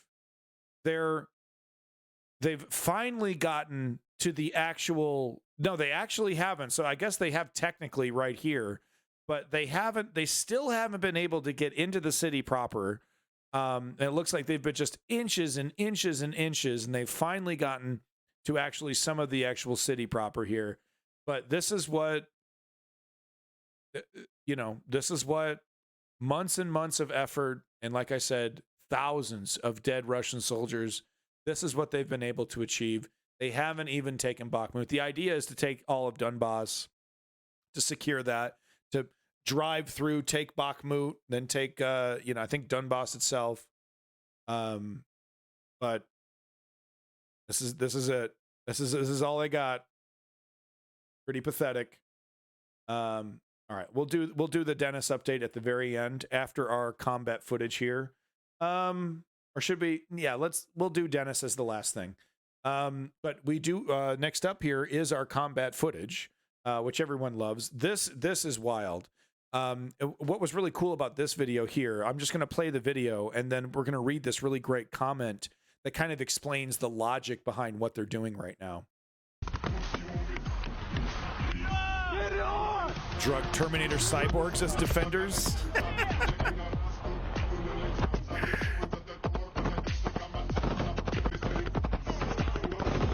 So they're out in the open, driving through a field, taking cover behind an armored personnel carrier, firing while they advance.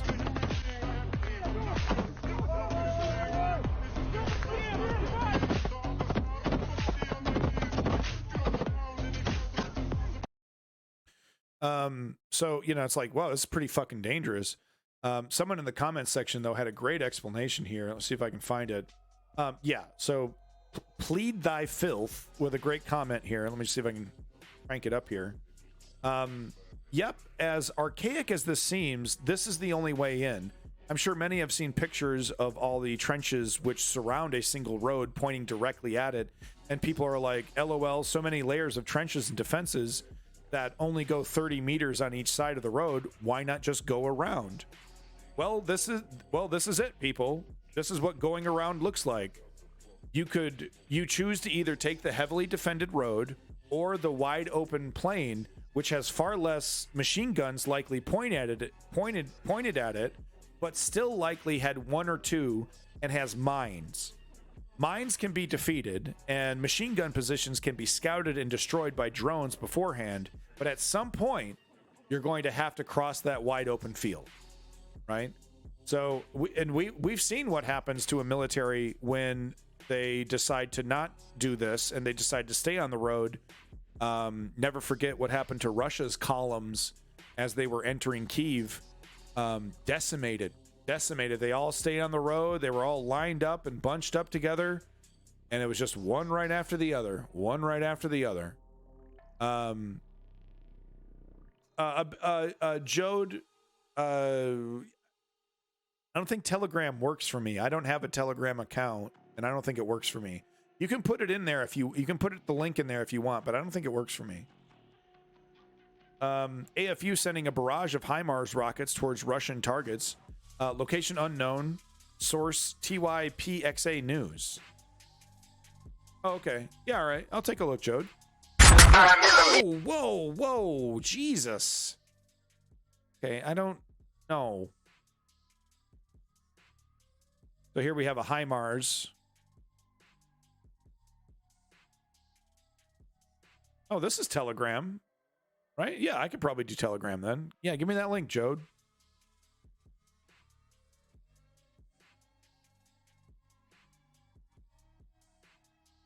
Whoosh. So this is the shoot part of the shoot and scoot. I'm sure they'll be, as soon as this was done, they were loading up and getting the fuck out of there. Interesting position though. Boy, talk about stable ground, right? The field is just too wet to have stability for you to hit your target. So fuck it, do it on the pavement. That's great. Good job. Ukrainians using a Dutch YPR 765 vehicles during a battle. The vehicle suffered a hit from an RPG, but the gunner kept shooting. Look at this. Look at this motherfucking Call of Duty over here.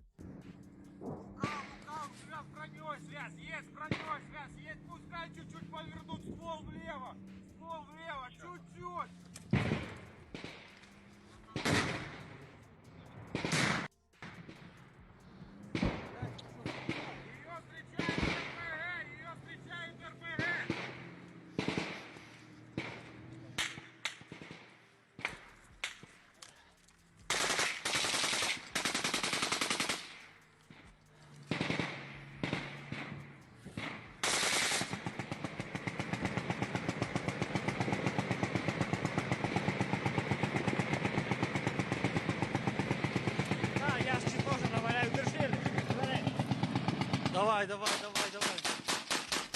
Все, уходь.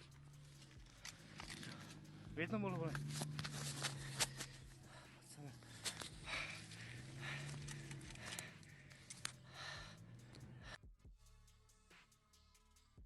McCormick, everyone knows Ukraine is firmly seated in between Mars and Saturn. Okay, don't give me that bullshit. All right, let's take a look at the Ukrainian in the chat here, Jode. Yeah, you see what I mean? Let me see. See, it'll only work if I'm a member. I've run into this before. Telegram sucks. I don't want to make an account. I don't want to give it my phone number. You know what I mean? Sorry, Jode. We tried. Sorry, bud. If you can find me a YouTube version of it, that would be great. I don't want to give it my phone number. You know what I mean? POV of one of the defenders of Ukraine in the Bakhmut direction. So here's a look of what it looks like to be in the meat grinder. Oh, McCormick, are you just mad that you're getting your ass kicked, buddy? Oh, he's crying. Oh, it's so pathetic. It's so pathetic. Я буду потихоньку подваливать, корректирую. КамАЗ куда? Hey man, lots of sunflowers getting planted. Right, Discover? Right? Yeah, we planting sunflowers every goddamn day. It's why I pay my taxes.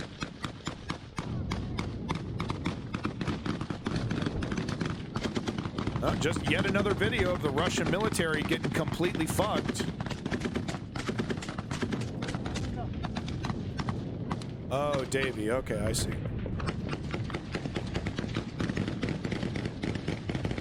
Yeah, you know, just another video. Russian military getting completely hosed.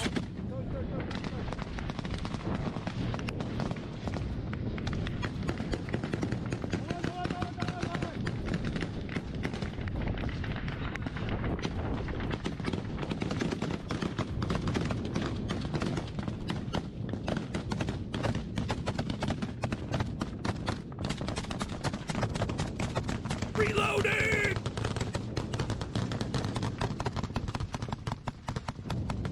Oh man, it's not like the video games, guys. How come he doesn't shout reloading at the top of his lungs? This is obviously fake.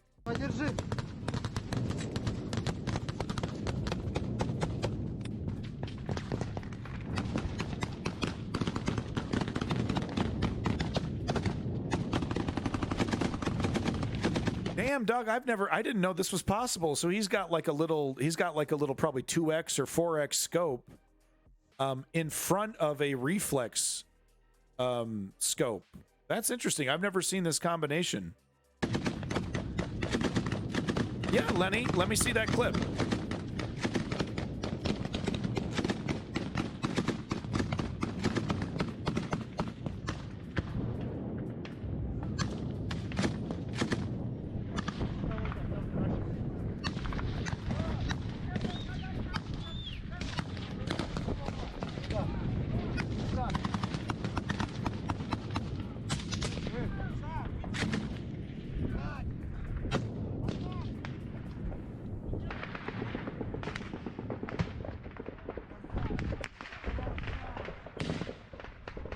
we show it. Discover EU. I often do show combat footage from the Russian military as well. It's just that there's less of it, you know, because basically the military is really, you know, each side is only going to put up videos that make them look good, and there's just not a lot of videos that make Russia look good. You know, there's that one video of that guy on the bridge. He was like holding his ears. Yeah, that's a classic. So we just see more of the content is coming from the winning side, which makes perfect sense. But I do try to show combat footage from Russia's side where I can.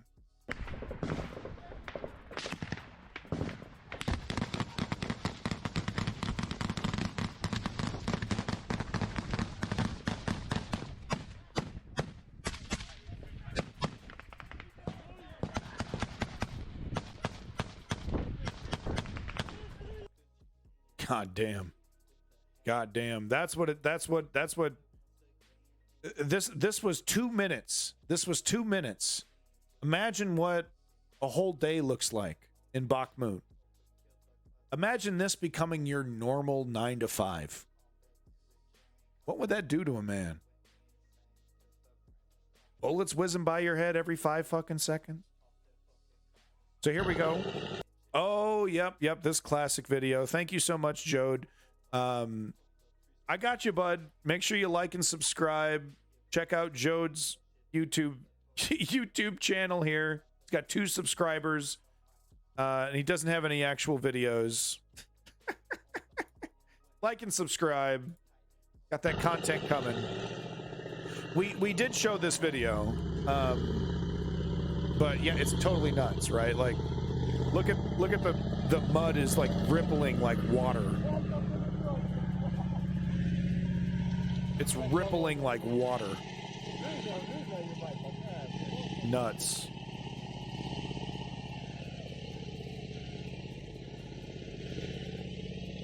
Yeah, you know, there's no good mud physics in Arma 2, is there? Arma 2 doesn't do this very well. Not even Arma 3. Arma 3 doesn't do this very well either.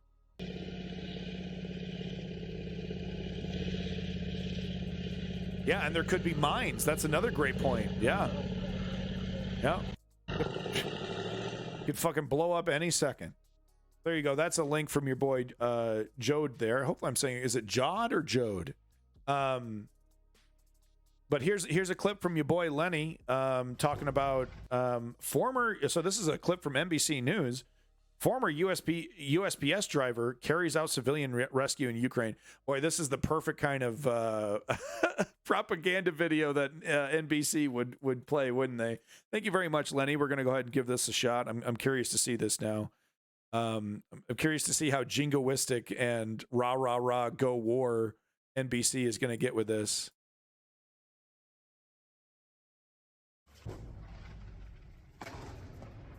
Bakhmut in eastern Ukraine.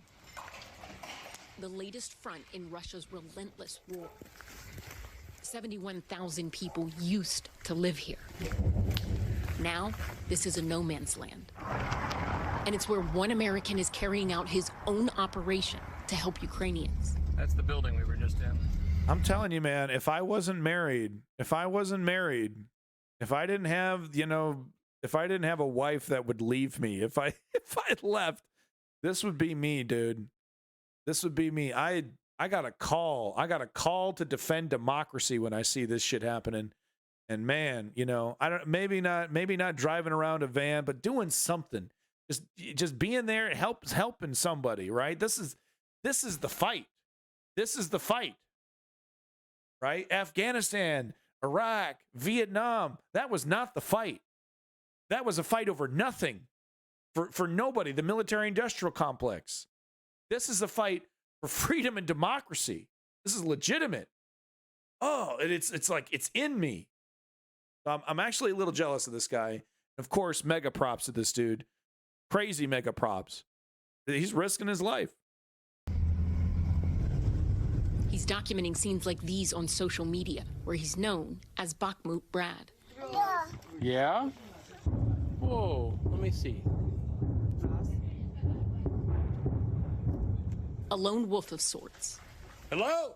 Taking rescue calls when others can't. or won't. The two primary jobs are delivering aid and then evacuating people out. He'll tell you he's just Brad from the States, a guy who's had a lot of jobs, some with emergency medical training. But most recently, he was a UPS truck driver in Maine. Now he's driving routes few would dare to take. God damn. Under bombardment at times. Get out of that playground. I'm sort of the last mile. It's Russia's guy #1 target. in a lot of different places. Roughly speaking, do you have a sense of how many evacuations you've done since you've been here? Dozens and dozens and dozens. Surely more than 100. I'm bad at counting. Hey, buddy. All of these videos are Brad's.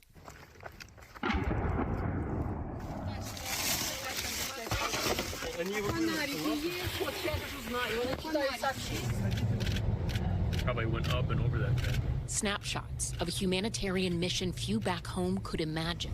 I've just gotten a call about a wounded person next door to an evacuation that happened recently. This was Brad's Thanksgiving. Dogs. Just wigging out. That's just what dogs do. They just flip out.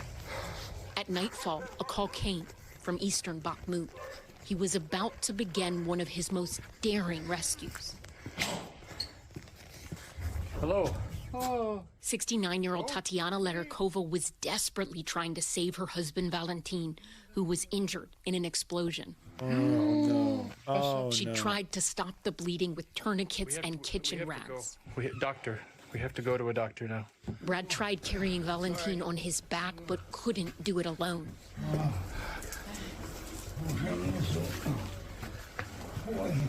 So he pulled him down every step to the temporary safety of his Toyota Land Cruiser. Let's go. Finally, after a harrowing drive, they made it to a hospital. There was little time to spare. Lost a lot of blood. Today, Tatiana is in western Ukraine. The memories of that night still haunt her, except for one. Suddenly, out of nowhere, a voice on the street. Hey, hey, hey, a yell. Her husband of 48 years is alive. And she says it's only because of Brad. Get it, Brad! Get it!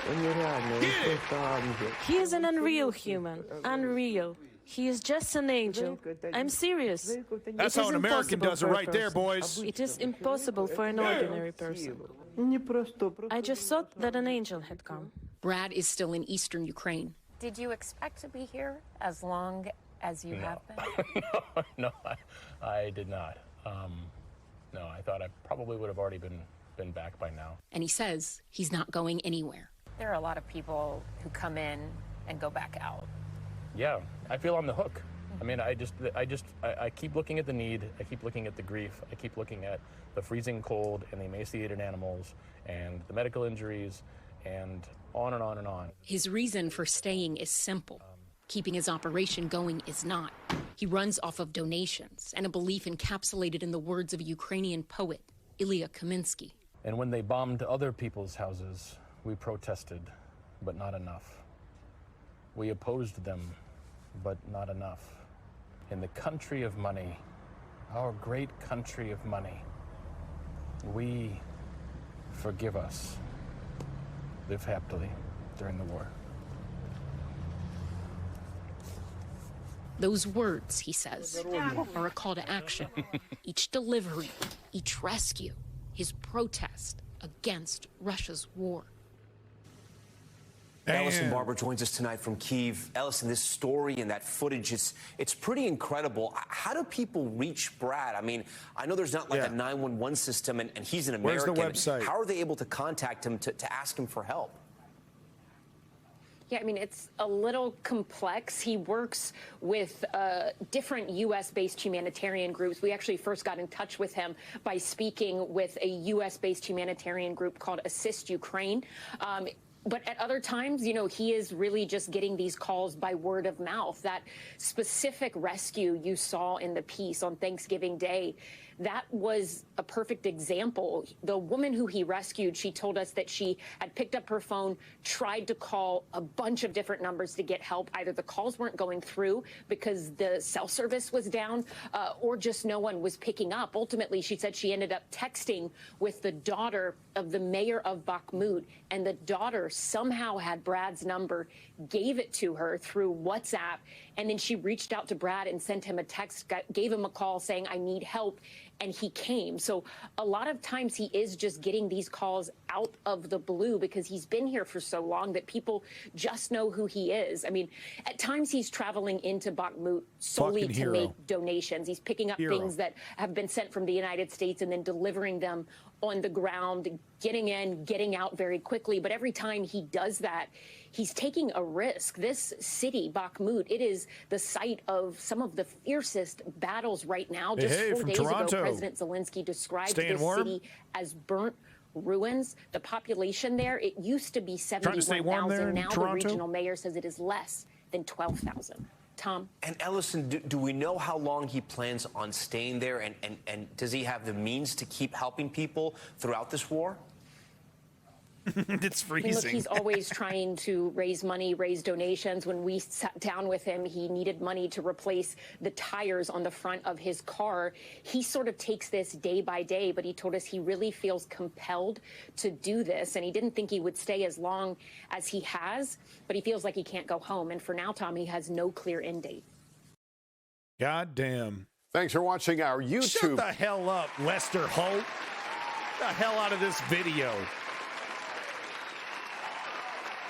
Goddamn true hero. Thank you, Lenny. That was really, you know, Lenny was talking about this video since the beginning of the stream, and I can see why. I'm gonna try to find Lester Holt. Oh, that's so clever. I'm gonna try to find a link to where we can donate to help Bakhmut Brad here. Right. Okay, I was like, it's just so quiet. And I'm gonna turn that link into a chat bot. Thank you, Lenny. If anyone knows where I can donate to Bakhmut Brad, please let me know. Love that, love that, love that. Happy holidays, boy! You got all the cool emojis. Look at you. So, folks, your boy Davey queued up the video of the fucking week. Okay,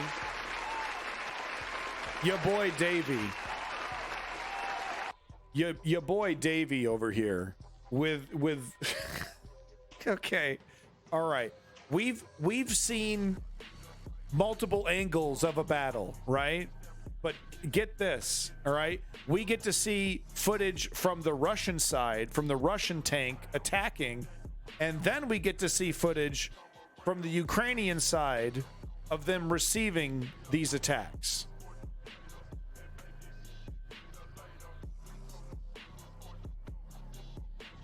It's just amazing. How did we?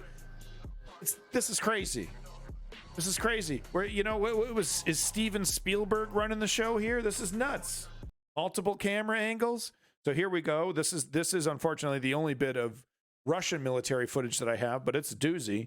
This is them attacking a Ukrainian position.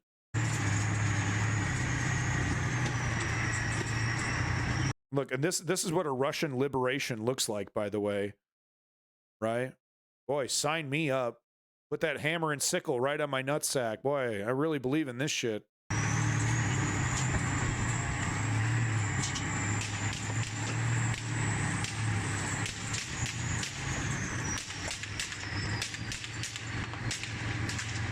So I think what we're hearing, I don't think we're hearing people shooting at the tank with small arms fire. I think what we're hearing is Russian soldiers who are probably behind the tank shooting at various positions, which is how you're supposed to do tank warfare. Okay, that's from the tank. Damn! But yeah, that was the machine gun on the tank. I agree, Discover EU. I totally agree. God damn.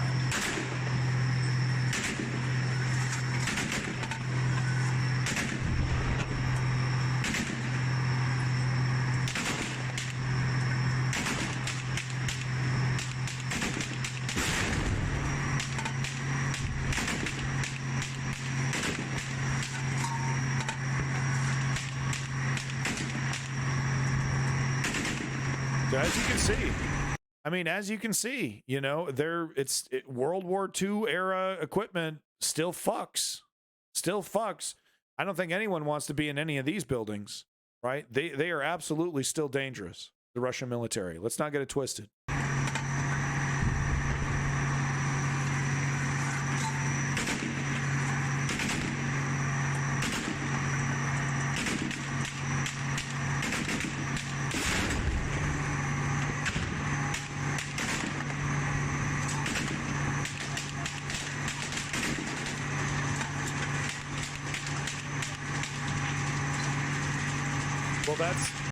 Discover EU asking where's the anti-tank grenade. Well, that's exactly what that the infantry is doing, is shooting at the positions, you know. That also, this is what makes urban warfare so fucking dangerous for a tank, is that, you know, the infantry's job is to shoot at all these places where, you know, someone might pop out with a rocket launcher, with a fucking, you know, Panzerfaust, whatever the fuck you want, a javelin, right?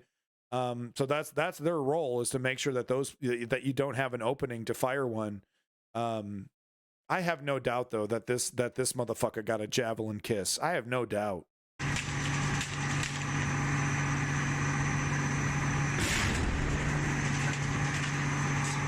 Liberation. Sign me up for that Russian liberation. Ooh. Oh, interesting. Did you just see that? Look at that. Look at this area right here. Ooh, was that an RPG being fired? You think that was a javelin right there being fired?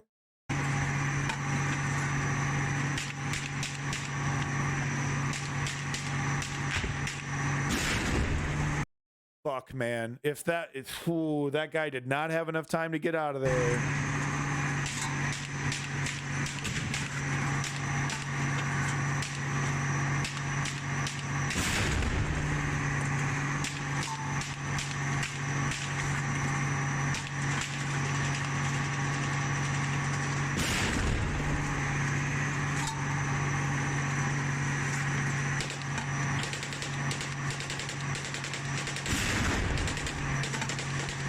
Relentless. More like gunfire. Yeah, it's kind of bright for gunfire. You know, gunfire in real life is, you know, just like little puffs of smoke. That seemed like it was pretty bright to be gunfire. Yeah, that doesn't seem like gun. And the sound too. If you listen carefully, it's almost like it's a thunk. You know what I mean? That I don't think that's a rifle. I don't think that's a rifle. But here we go. We've seen what it's like to give. Here's what it's like to receive. Here's the footage of that same exact battle on the other end. It's just amazing. Just amazing.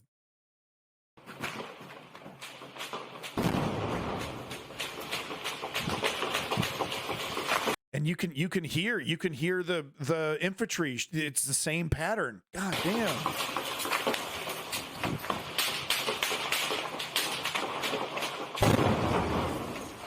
So wow, that's what it feels like to be inside the building when it's getting hit.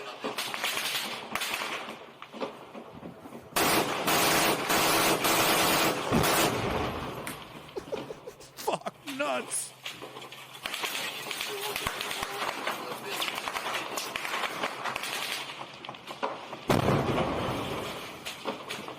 This guy's so brave. Dude, brave.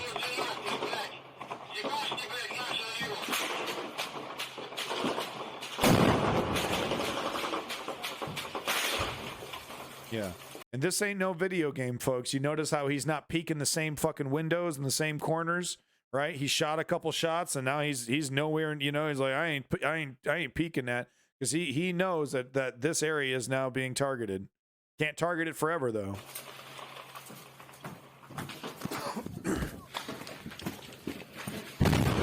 Jesus Christ. Oh my God, dude.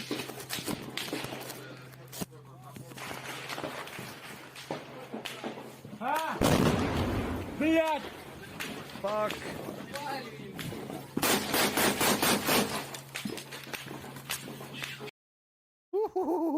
Woo! God damn, dude. All right, and we actually have a supplemental clip as well. We got 2 clips pertaining to this this area here. Guess it's got music. Ugh. I'd have preferred not to have the music. So I guess this is the aftermath. Or no, this is just still shots from a different video. God damn. God damn.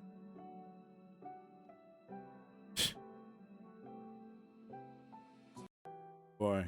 If this is how Russia liberates, man, please, you know, keep it to yourself.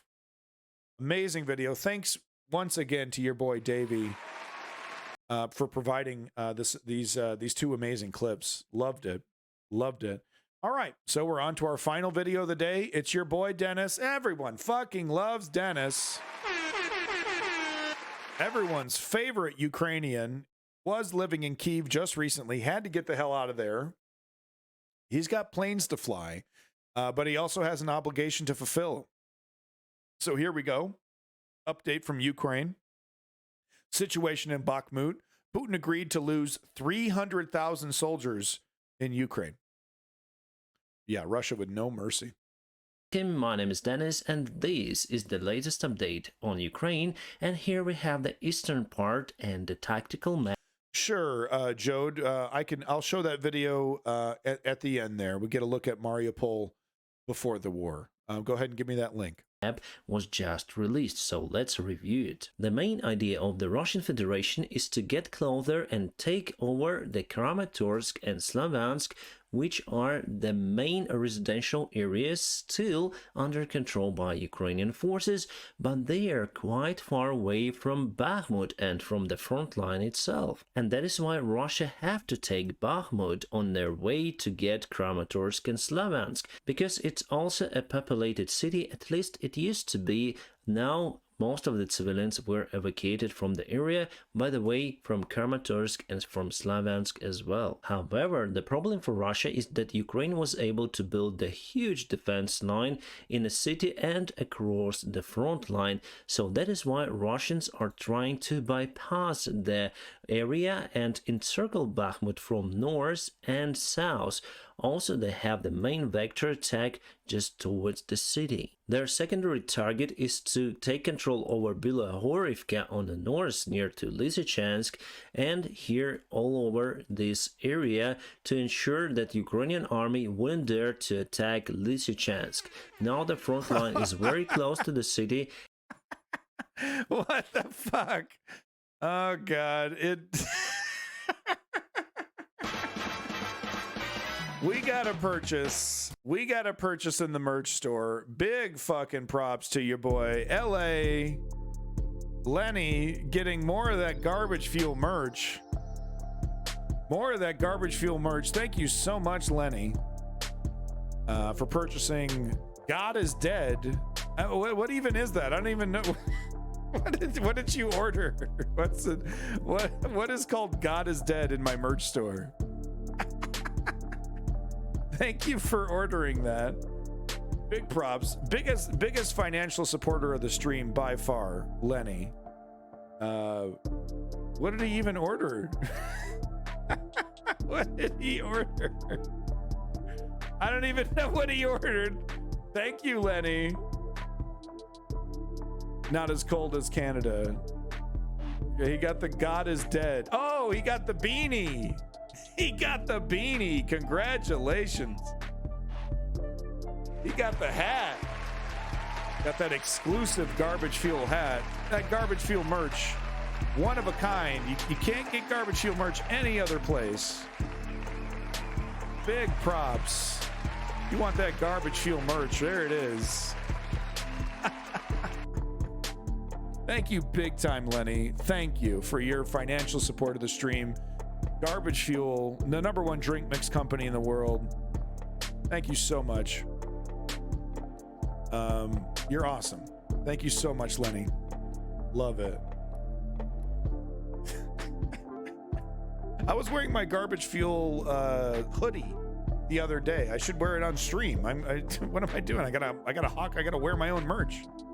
All right, big props. Thank you once again, Lenny, please enjoy your garbage fuel God is dead hat. Thank you so much. And Russian bases may be under artillery fire of Ukrainian army. As for Ukrainian army, they need to protect Kramatorsk and Sloviansk, obviously, and also protect Bakhmut. It's quite hard since Russia is throwing their forces to take the city. They don't care about their losses and continue to throw them as a cannon fodder over there. And as for Lysychansk, the main goal for the Ukrainian army is to take this city under control, cross the river and take Severodonetsk. I think for now it's quite unreal since Russia has control over the nearby towns and villages, and the front line moved a little bit forward, so it's very uncomfortable for Ukrainian army to counterattack in that area. And before we go closer to the Bakhmut city, let me introduce the sponsor of today's video. Okay, it's Atlas VPN. Make sure you check out Atlas VPN, everybody. Moving on. City. So here they have the main vector directly towards the city. They continue to push it very hard. Prigozhin wants to show Putin that they are the only source that may bring a victory to Russia, and they want more investments to the Wagner group. At least for now, we see that Prigozhin has lots of the ambitions, not excluding the presidency. And recently it's been reported that they have some sort of the success on this crossroad over here, and actually they took some of the territory. So I would say that the front line moved a little bit to the north like that. It is the great threat of the Bakhmut to be encircled. So they tried to push to Bakhmutsk. So far no success over there. So they decided to encircle the city from this part. It's kind of tricky for us, but we continue to defend the city. From the south they move forward. Probably they want to move very forward over here, and then I mean, I'm not a big fan of Justin Trudeau. If I have to pick between Trudeau and Poilievre, I'll pick Trudeau, but I'm definitely more of an NDP supporter. With that said, I'm not that impressed with Jagmeet Singh as well, but I will say that he just recently leverages political power to, you know, reintroduce the dental coverage in the healthcare plan, and that's exactly what he should be doing, which is leveraging his power, you know, from the NDP to try to get the Liberals to actually fulfill some of the promises that they make. So that's kind of where I stand on Canadian politics right now. Move northbound to take Bakhmut, but we have defense line, and for them to take the city from this side, it's quite unreal, and we don't have the defense lines from I'm immigrating into Canada. I'm currently a US citizen, and I'm currently a Canadian immigrant, permanent resident from this territory, but I wouldn't say that Russia may reach that far behind the front lines. More closer look at the city, and here Russia pushed over here. They already crossed this crossroad, they took it under control. The problem is if they move from this direction, you can see that the Ukrainian defense line is over here but not over here, and here we have the urban environment, and here we have just a river, so it's hard for Ukrainian army to withstand the Russian attack from the north side. So the worst case scenario for Ukraine is that Russia would use this river to advance across it and could divide their army into two groups and take this part of the city and this part as well. But I think it will not happen. At least they will not. It's not going to happen quickly. And if it does happen, Russia is going to have to dump hundreds and hundreds more men into achieving that. That's what we've seen. These gains have been piles and piles and piles of bodies. You know, the rumor is that they got a crematorium burning up all these corpses. Can you imagine? Can you imagine? Across the river with the defense that we have in the city, so I think they may go to this part of the city. According to this tactical map, you see that Russian forces haven't crossed the lake over here, but according to the deep state map, they already crossed our defense line, penetrated it, and took a couple of the quarters of the city itself. So I hope that they are still behind the Ukrainian defense line and were not able to penetrate it and went to the city. Right, let's go to this northeast part, to Luhansk and Kharkiv area. Here we are in Svatova. I expected this hub city to be taken back by Ukrainian forces around 3 months ago, but I was wrong, my friends. So Russia continued their attacks. They were able to build the defense lines, and actually we lost timing, I think, over here, because our command was concentrated on moving our artillery closer to the front lines, because we advanced here in this area before then we took control over the most part of the Kharkiv area, and it was a very fast movement of Ukrainian forces. So our military command decided to secure the current achievements and put reinforcements, put artillery systems, and that requires the counterattack to stop. So it was freezed around 4 months ago.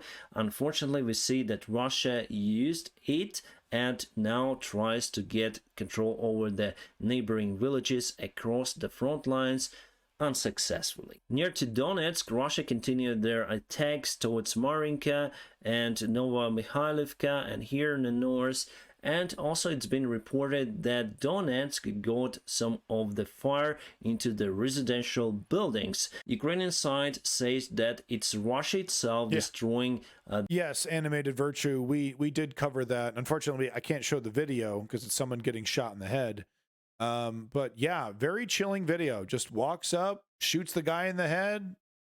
You know, you hear a woman screaming, and then everyone gets the fuck out of the room, and then that's the end of the video. Then the other video I've seen is him getting arrested. Absolutely insane. The city, and also they use the artillery systems in the residential. Hey, have a good night, Discover EU, and thank you so much for your contributions to the chat. You have yourself a good night. Big props once again to your boy Lenny, #1 financial supporter on this stream. Thank you so much, Lenny. Man, I appreciate it. Thank you.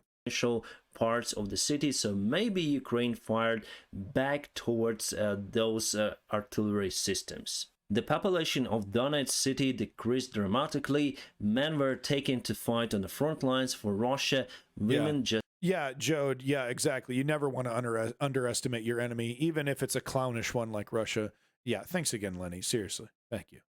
Flee this territory because it's unsafe. But Russian propaganda says that everything is okay in the city. It's just Ukraine that fires the artillery shells towards the city, killing civilians. And this is Zaporizhia area, the Zaporizhia city itself. And let's go a little bit to the south. Here is the front line, and here is the possible way how Ukraine would take the territories back. So you can see Vasilivka, a town over here, Tokmak city, and Ukraine may start the counterattack from this part and also from this direction on Tokmak. Russia knows that intention from Ukrainian army. That is why they start to use artillery more frequently in the area, causing losses for Ukrainian army, but those are not very dramatic, and I do expect the counterattack to start next month. And here's one more map. I'm Unsatiable, that's fair to say. He's not in the military, but he does, you know, he follows things very closely, and he in this video himself, he admits when his predictions are wrong. So yeah, maybe he's not a general, and maybe this is armchair military tactics, but you know, do you have a better link? Do you have a better source? Do you know what I mean? This is about as close to, you know, to the Ukrainian military as I can get right here. You know, would we want the Ukrainian military explaining some of this stuff on video? I don't think so. I think the best we can get are armchair military commentators. Okay, so, you know, what can I say? It is what it is.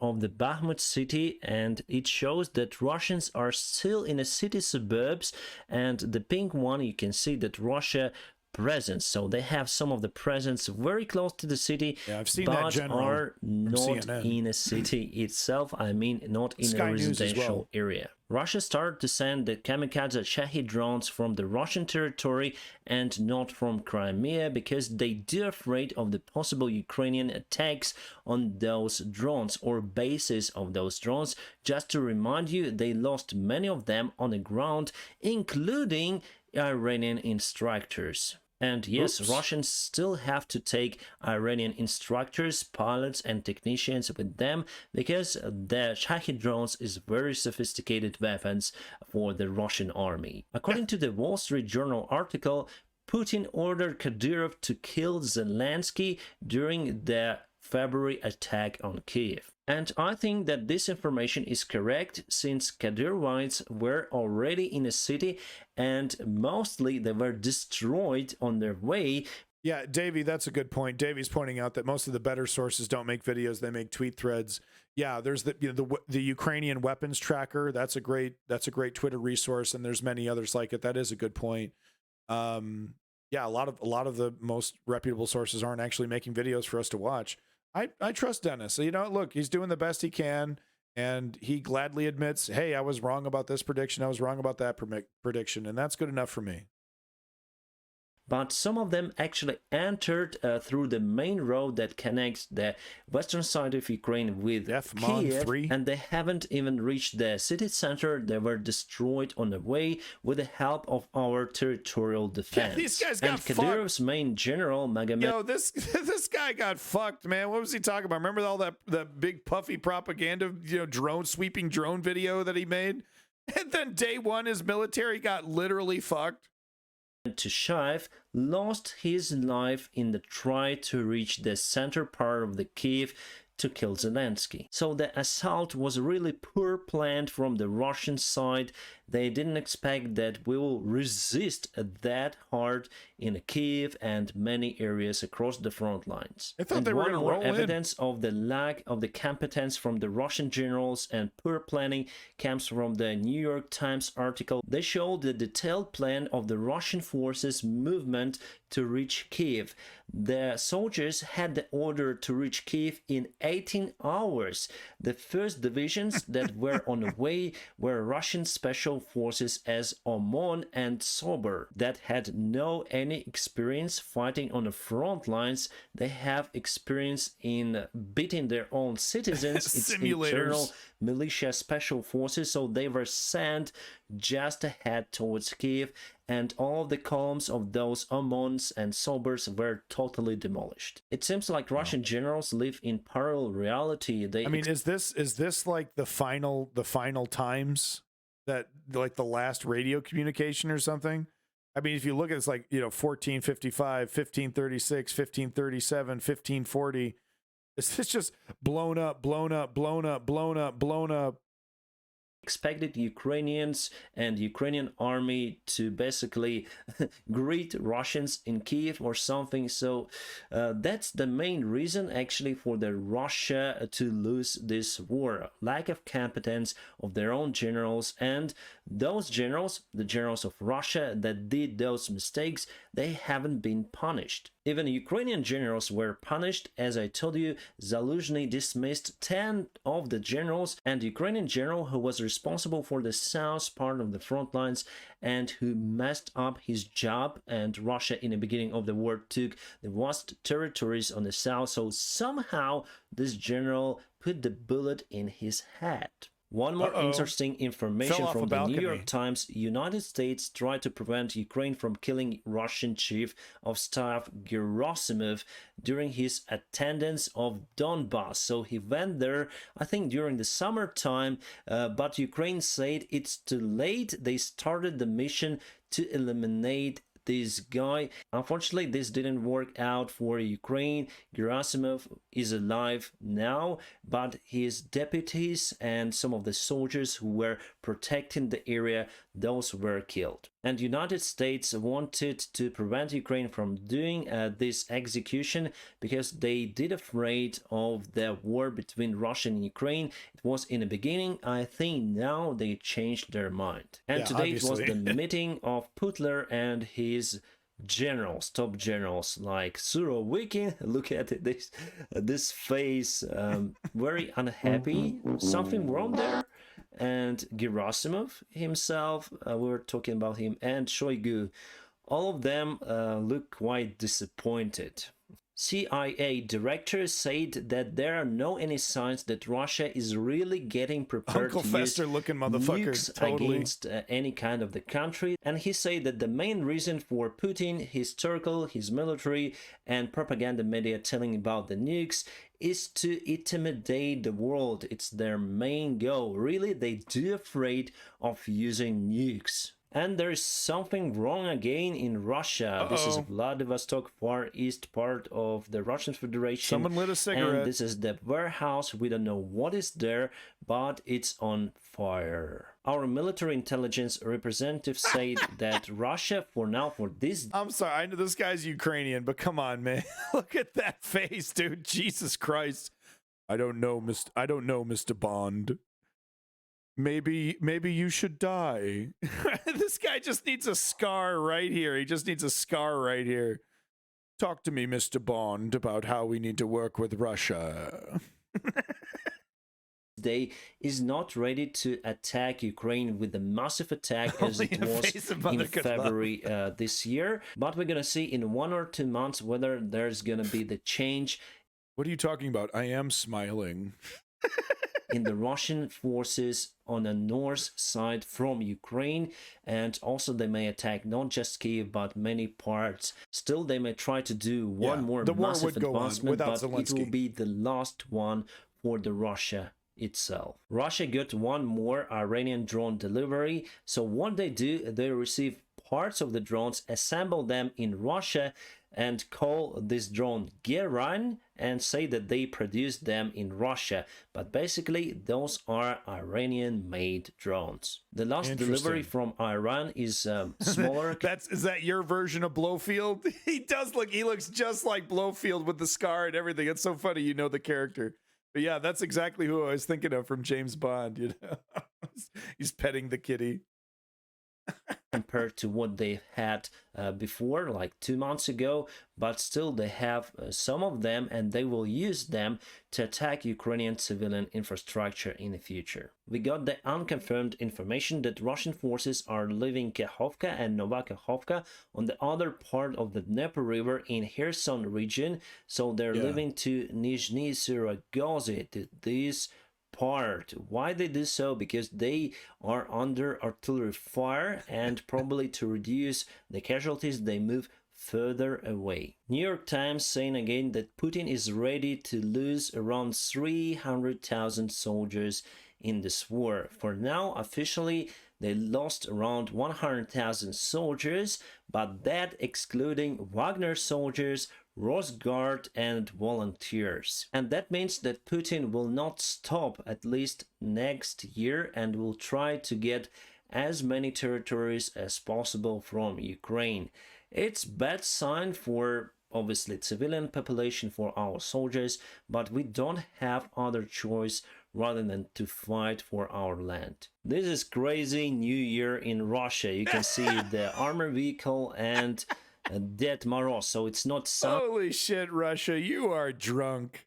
You are drunk. What the fuck is this? Is this where all the money that they're stealing from their own troops is going into? Making fucking holy lightsabers for their fucking priests? What the fuck is this?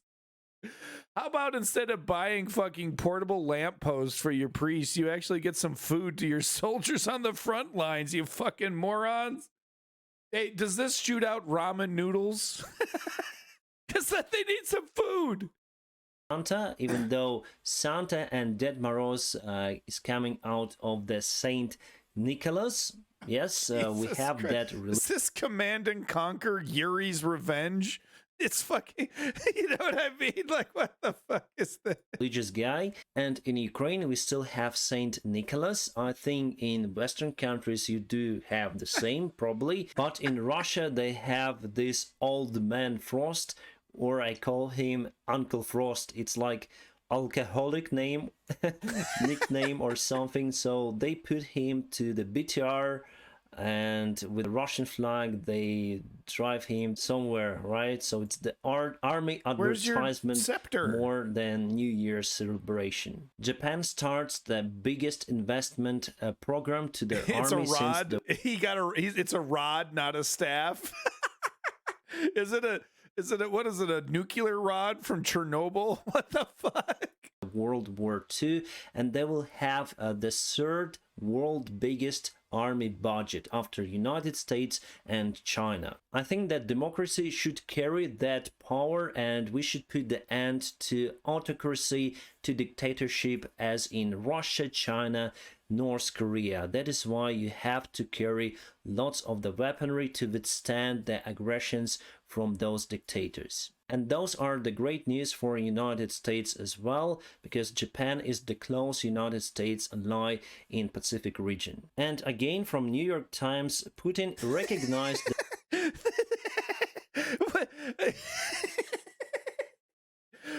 Hold on tight, baby. Hold on tight. We're about to go for a ride over here. What the fuck? He's such a weirdo. He's such a weirdo. Some speculate that he does this because of his Parkinson's, and it helps it look like he's. But honestly, if he was doing this, like it would still look, because like, look, I'm shaking, like I can't hide that shit. It's an antique table. They're moving it. They're about to pick it up. Putin has a body double. That the Ukrainians are harder than he thought. He talked about it during the meeting with Israeli Prime Minister after the war. So he recognized that the war is not going according to the plan. And just one brief look on Bakhmut using the Deep State resource, Deep State map. So Russians moved here on the north. If we compare it to yesterday, it was like that. So today it's like that. And according to the map, you can see, so before it was reported that Russians already entered the residential area, but now we have the confirmation that they haven't penetrated Ukrainian defense line, and it's great, my friends. But from the north, they took this crossroad over here, and it's the great risk of the Bakhmut to be encircled from the north side. It's not a good thing. But anyways, my friends, I'm gonna keep you updated on situation. So there you go, folks. That's your boy Dennis. That's your boy Dennis. We do have one final video here from our Ukrainian friend, Job. Let's go ahead and let me just find this link again real quick. But we have just an image of Mariupol before it was bombed. I think we did show this footage before, but I think it's important that this is a nice video to go out on.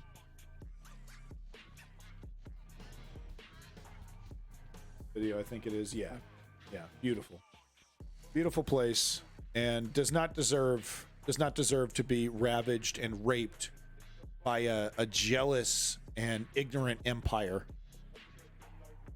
The glory to the Ukrainian democracy, and may it live strong and forever, as it deserves to.